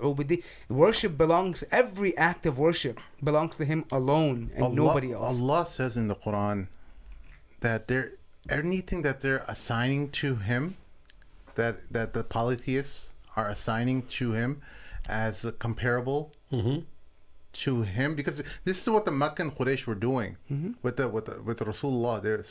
They were trying to tell him that we believe in the same thing. We just believe that these guys are pointing to Allah. They believed in Allah, and their idols are just intermediaries. They're different expressions of Allah. They're different helpers. Actually, they were arguing that the mushrikeen of Quraysh had more tawheed than the Hindu today. Because the mushrikeen of Quraysh believe that these were not expressions of Allah. They believe these asnam, these idols, were actually intermediaries. Yeah. They believe that they were not holy enough to approach Allah directly, so they had to have these intermediaries to do it. Yeah. But they knew ultimately it was Allah. Yeah. But they were not holy. These Hindus believe that no, these are expressions with the billah of Allah subhanahu wa ta'ala. So if I can just read the part that really got me angry. Yeah. So he says, I don't know what number. Just read it. Let's go ahead. Just read it. Yeah. I'll try to find it. Yeah, and this is a big deal. Yeah, I could just do a search for words, but here we go. And this irked me. I was like, man, this guy has no idea. And because this mental gymnastics can be so powerful to some people who are not very initiated with the deen. The dilemma may be sketched out in this way. On one hand, a meaningful relationship with God in the form of praise, worship, adoration, or communion presupposes, at the very least, our ability to speak about God. If God is so radically other that nothing whatsoever can be conceptualized or uttered about God, our only response would be in an unmitigated silence. On the other hand, because our speech is interwoven with our human fortitude or finitude, the cultivation of a relationship with God is already inflected with the form of cognitive objectification. What he's basically saying is that if you were unable to imagine God, and God wouldn't allow you to imagine him, and you knew nothing about him, basically, then it would just be complete silence. There would be no word as God. There would be nothing about God. You wouldn't know anything about God, right? So a lot of times what these guys, it's no surprise it's from Shirk, right? Nothing good can come out of Shirk. Is let's just give him husn al-dhan that he did this unintentionally. But what he's doing is anybody who is not very initiated with Islam and sees this, like, yeah, it's not that much of a difference. He's right. I can jive with that. That makes sense. Exactly. That's exactly what's happening. And I can put myself in shoes of people who've left the fold of Islam, and they would actually follow Hinduism because this makes more sense to them of this postmodern contemporary life that we're living in, right? And the fangs of Shirk can be everywhere, but the fact that this was posted on Zaytun's website was very reckless, bro. I gave them the husn al-dhan that they just wanted to show another element of how Hindus actually think. But even then, failure, bro. That's an F. No, like, there's all this things that being morally objective and everything, all these concepts are within the framework of Islam. Whatever's contradicting your faith, your belief, as a Muslim, your objectivity is limited to what Islam allows it. Yeah, very true. You know, how can you say that, when Allah subhanahu wa ta'ala is telling you, He's telling the Quran, what they're saying is so great, it will split the heavens and earth apart. And if had it not been for him keeping it together, it's that great. It's monumental. It's bigger than anything. LGBT, forget about all that stuff. This is an even bigger crime than anything. It's the worst crime. This is why it blew me up. I'm like, how dare they? We just came out of the month of Quran, and you guys are peddling this crap? Yeah, bro. I get it, dude. No, I mean, are you kidding me? I'm not a scholar. All I do is I just read the Quran, bro. I'm not someone who's a big mufassir or anything. I read the Quran. I interact with it through tafsir. I try to look up definitions and try to understand some of the words better. That's all I am. I'm not anyone great, okay? But the quality you feel when you read the Quran, you feel a deep sense of seriousness when Allah is talking about His majesty, His uncomparability to anything. How dare a Muslim? How dare you? Yeah, dude. How do you not understand that this fundamental part, this pillar that's holding up all the other pillars? You're right. How dare you not understand the simple thing? You're right. And then call yourself an institute of higher learning. When these are your graduates? They don't understand the foundational pillar of Tawheed. I tell you, this is not a Sufi thing, by the way. And some of these guys when I put out this Facebook thing, some of the brothers, when the Salafi guys were saying, "Oh, it's Sufi thing," there were many Sufi mashayikh who I don't want to put out publicly. They were on board with this. They went through my article that I put on Facebook. They offered suggestions. This is not about people of the soul or whatever. This is, I mean, even with our disagreement with them, it's not about that. Even they will tell you that a Hindu is a mushrik, and that he does not have any semblance to Tawheed. The very essence of Hinduism is the opposite, the opposition to Tawheed. I think the reason why he's getting upset is because the only thing, if you were to take anything from the Quran, even a dumb layman who never read the Quran in his life, open it for the first time, would understand the fundamental fact that Allah is incomparable, He's unique, He's alone without any partners, and that associating anything with Him is the worst thing anyone could do, and it's the only unforgivable thing that one could do. Everything else Allah says in the Quran, He can forgive. You rape, you murder, you steal, you lie, you fornicate, all of that. You even at one point cursed Allah and His Messenger. All that can be forgiven if you come to Tawheed. If you come to Islam. But the only thing that won't ever be forgiven, Allah made haram upon Himself by his own decree, by his own majesty, that he will never forgive shirk billah. Yeah. If you die in that state, And especially nar, Jahannam is made for people like this. Yeah. And that's one thing I would look. If you guys want to know what is completely opposite to this article right here, like what is refuting this 100%, and the existence of this article is denying 100%, is Surah Al-Ikhlas. Surah Al-Ikhlas is the complete opposite of this article. The thing that pissed me off is the existence of this article is as if it's a refutation of Surah Al-Ikhlas, or exercising a refutation, or hey, let's think about this in a more nuanced way, a more enlightened, developed way of thinking, a more evolved way of thinking about Islam, or what you always thought of shirk, right? It's very problematic. So at the end of the article, they have a disclaimer that they added after yours truly made a big fuss about it.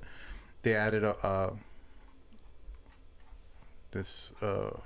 at Renavatio, we publish the work of authors like Barua and others with perspectives that may challenge Islam's normative tradition. Why?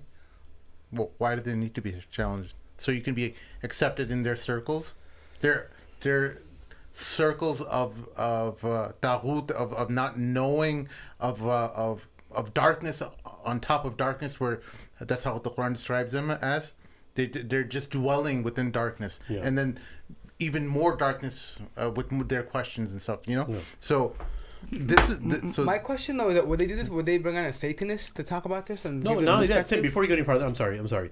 It's not like they just said, "Hey, this is A, this is what they believe. B, this is what." They brought on a guy who's a proponent and promoting this new way of thinking, which we know it's nothing new. It's shirk. It's not like they just said, "Hey, this is 1 A, B, C. This is what they believe, and this is our Islamic stance on this." Our rebuttal to it. Yeah, like this is our position, right? It's like right. it's almost like it's almost like a party here. So here's the problem: that little fine line print at the end, guarantee you most people aren't going to read it. What they're going to read is the big print. Yeah. And the fact that a alleged Muslim organization is allowing and they want to talk about platforming. This is platforming pure shirk. Yeah. And the fact that an average layman who turns to them for education can possibly come away rationalizing the fact that a Hindu can be a muwahid in some way is despicable. It's mind-boggling to me. What this is, to me, this is a result of these things like the Abrahamic Accords, this whole this mention of Din Allahi, Din Ibrahimiyya, all these. Yeah, they might have restricted it to just the Jews and the Christians, but if you're willing to accept their form of shirk, and they do make shirk. Yeah, because Allah make says no they mistake do. about it. They make shirk. They just have a different title. They're Ahl al-Kitab. They are people who are given a book and make shirk. That's all they are. But they make shirk. اتخذوا أحبارهم ورهبانهم أربابا من دون الله. They took their rabbis and their monks to be lords besides Allah. Doesn't mean they have to ask something other than Allah. No, in the entire package of Tawheed. If Allah can call them mushrikeen. Yeah, of course. Yes, sir. And then in Surah Al-Bayyinah say that these people are going to go to the Jahannam. Yeah. For their shirk. Yeah. Of course. And now you want to say that we have commonality or brother like wala with them? Fraternal brotherhood. Yeah, with them. And why wouldn't that extend to the Hindu now? Yeah.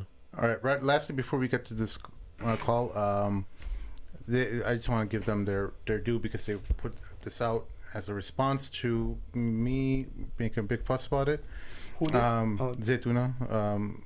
Oh wow! Okay. Maybe there are others. I don't know, but all I knew was Yes, we made it. I went to every person I could. I'm like, someone call these guys and tell them like what they're doing is maniacal. Has But they kept Hamza that up. Yusuf made any statement about this at all? No, he did not. Okay. He's apparently the editor of this. He's the editor in chief of this magazine. So I can't imagine how he doesn't know about this.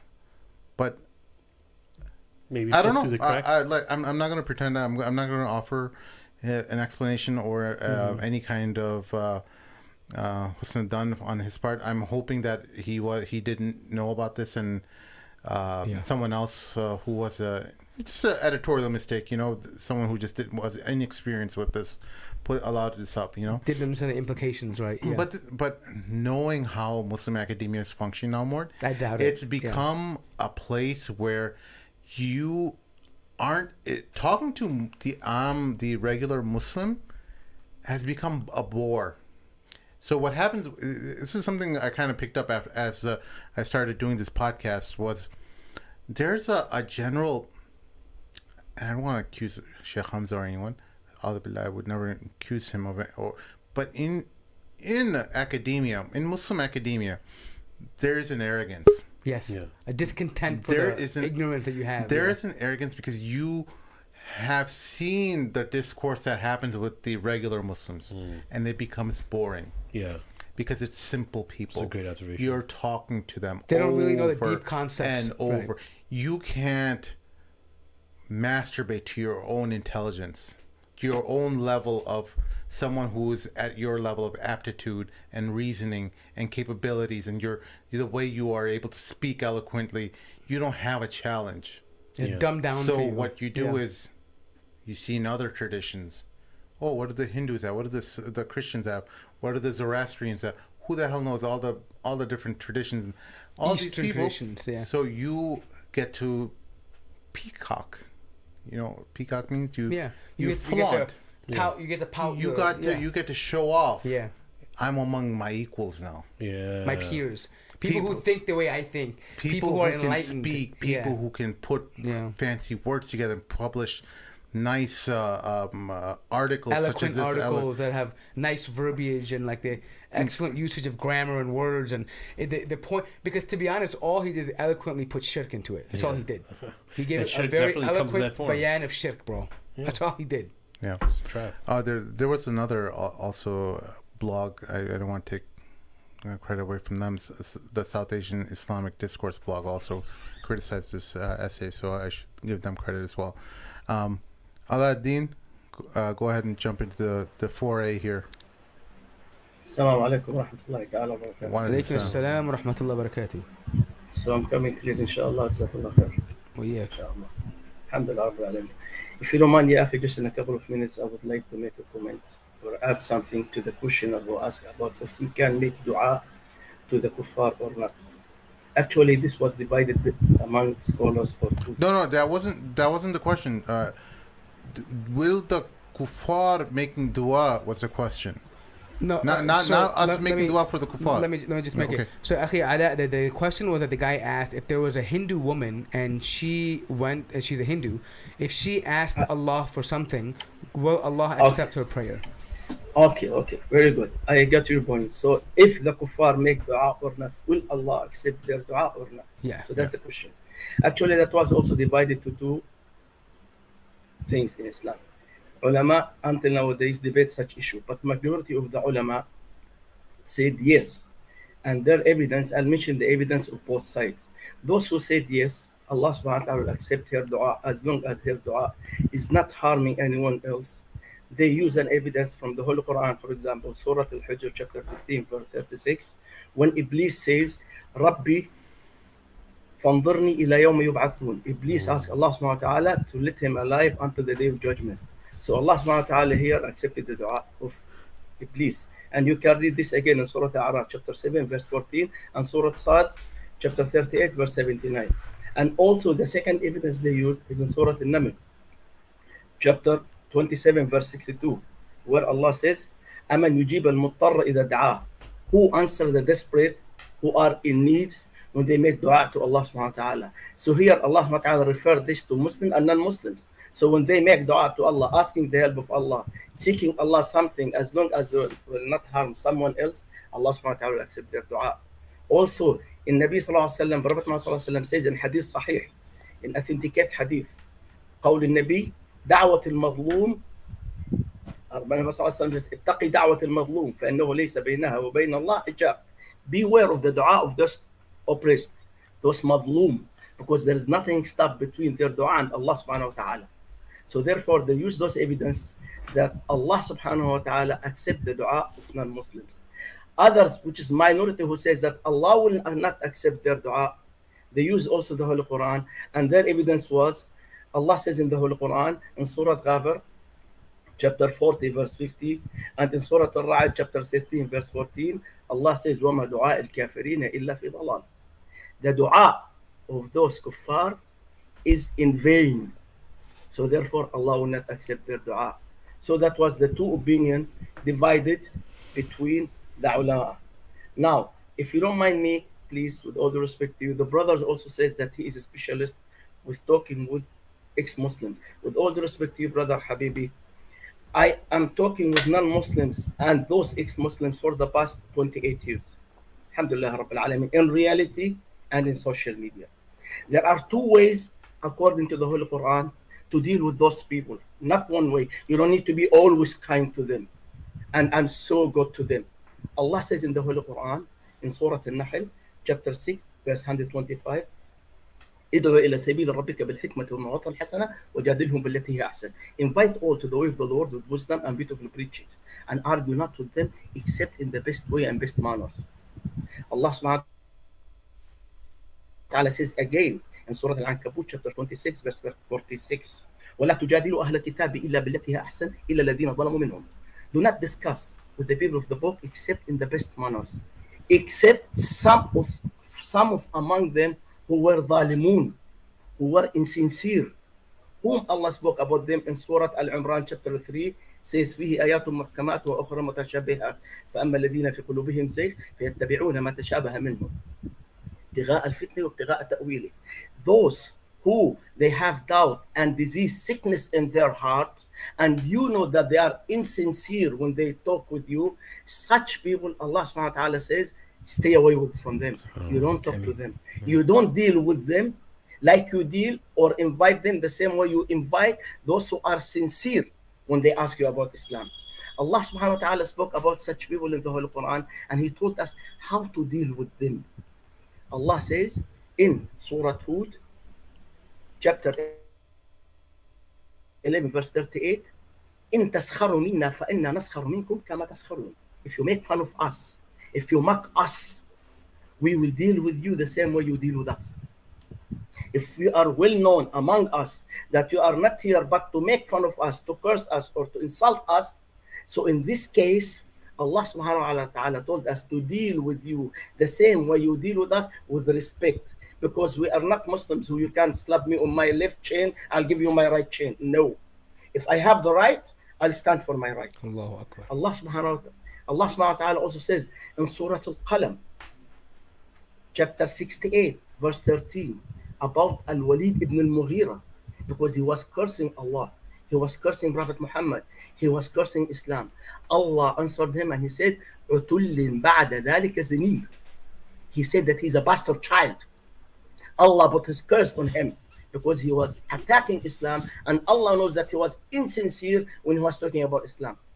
Allah subhanahu wa ta'ala spoke about Fir'aun, لعنه الله, in Surah Al-Isra, verse 102, chapter 17, verse 102. Allah says about Fir'aun, لأظنك يا فرعون مثبورا. You know what is مثبورا? مثبورا is the worst curse of Allah. So Allah subhanahu wa ta'ala cursed Fir'aun, the worst curse, because Fir'aun says أنا ربكم الأعلى, because he was making fun of Allah and fun of Islam. So those are the two ways how you have to deal with those whom they claim to be an ex-Muslim, or those who are attacking Islam. You don't need to have soft. You don't need to be soft, gentle, and smooth all the time with all of them. They are divided to two groups. So you should be wiser. When Allah says, invite all to the way of the Lord with wisdom. So the hikmah here, the wisdom to deal with those who come to attack you, to curse you, who are insincere. Hikmah and wisdom here is in تسخروا منا فإنا نسخر منكم كما تسخرون. We will deal with you the same way you deal with us. This is the meaning of hikmah in regard of those who attack Allah and Prophet Muhammad, and they enjoy doing it. I hope that answers the question. Very detailed. Jazakallah for bringing that in. Forgive me that. No, it's a beautiful closer. Alaikum assalam wa rahmatullahi wa barakatuh. Barakallah. Sheikh Amir, I have just one question from TikTok. Someone just wanted to ask. I figured I'd ask it to you. The question is,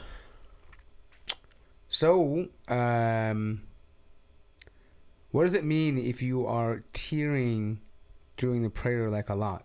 It only happens during prayer. I mean, I think maybe if we ask a clarifying question, like, are those tears of khushu, like concentration and reflection of your creator, or are they just like falling for no reason? Because one could be a medical condition, the other could be... medical condition. No, obviously one is that if Allah favors you, if it's... Look, Allah favors people in many ways, right? Some people, like when Rasulullah, when he said tatabako, you should at least fake like you're crying in salah until it becomes real. So there is that concept in the Sharia, in our Islam and our Deen, of being cognizant of who you're standing in front of, who is Allah, and what other emotion would you have other than tears when you're speaking with Allah and you're worshiping Allah. So if that only happens to them is unexplainable, or what are they feeling? That's the first question. The second is, like you said, a medical issue, but even not a medical issue, if it only happens during salah, only, no other time, and let's just say it has nothing to do with khushu', inshallah it has something to do with khushu', and if it doesn't, no problem. Can that be something from shaitan? Can it be something from the shayateen irritating this person, trying to take them away from their salah, put them in discomfort in their salah, to the point that they just constantly tear and it's distracting them? The person wasn't clear, right? So obviously, if it can be a favor, or it can, be something else. Wallahu alam, Yep. Jazakallah khair. Okay. No, I think there's some other questions, but I think what we'll do is next time we'll try to get to these later on. Yeah, I think so, man. Yeah, it's gotten pretty late here, guys.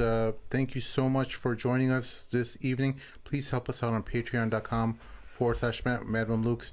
We did, purposely, intentionally did not do any fundraising during Ramadan, simply because we just feel your money should be going to those who desperately need it. The Qurra. The Qurra, mainly. You got jokes. Yeah, so please help us out over there. Or you could just drop us some help through PayPal. The madmamluks@paypal.com is another avenue. We're also on Cash App. Are we on Cash App now? Yeah. MashaAllah, tabarakallah. I didn't know we're on Cash App now. Cash App, yes. Wow, we're moving on up. We're becoming hip and liberal. Yeah, and 501c3 status is in play as well. So help us out in any way you can. We'll see y'all next time. Oh, wait, we got Saturday. We have Oh, yes, we have a very special guest on Saturday. Brother John Fontaine. People in the UK will know who he is, but he's a brother that runs the podcast called The Young Smirks. Very interesting show. I mean, he brings many times a frequent guest there is Sheikh Okasha Kameni, who's a big favorite of mine. But the brother does excellent work. And we connected on Clubhouse a while ago, and so we've just been kind of planning it. And alhamdulillah, he had time. So Saturday at 1 p.m. Central Time, we'll be going live with John Fontaine, inshallah, bi'idhnillahi ta'ala. No relationship to Prefontaine, the runner. Not that I know of. No. I didn't ask him personally, but I'll ask him. Okay. All right. Kind of that. But I just want to say, what a cool name it is, right? John Fontaine. That sounds like almost like Bond. Yeah, like Bond. James Fontaine. Bond. John Fontaine. It's such an entertainer's name, right? John Fontaine. It's a nice name. Yeah. All right, guys. We'll see y'all next time. Assalamu alaikum.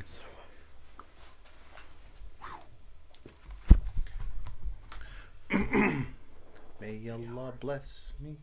May Allah bless us. May Allah bless me with al-Islam.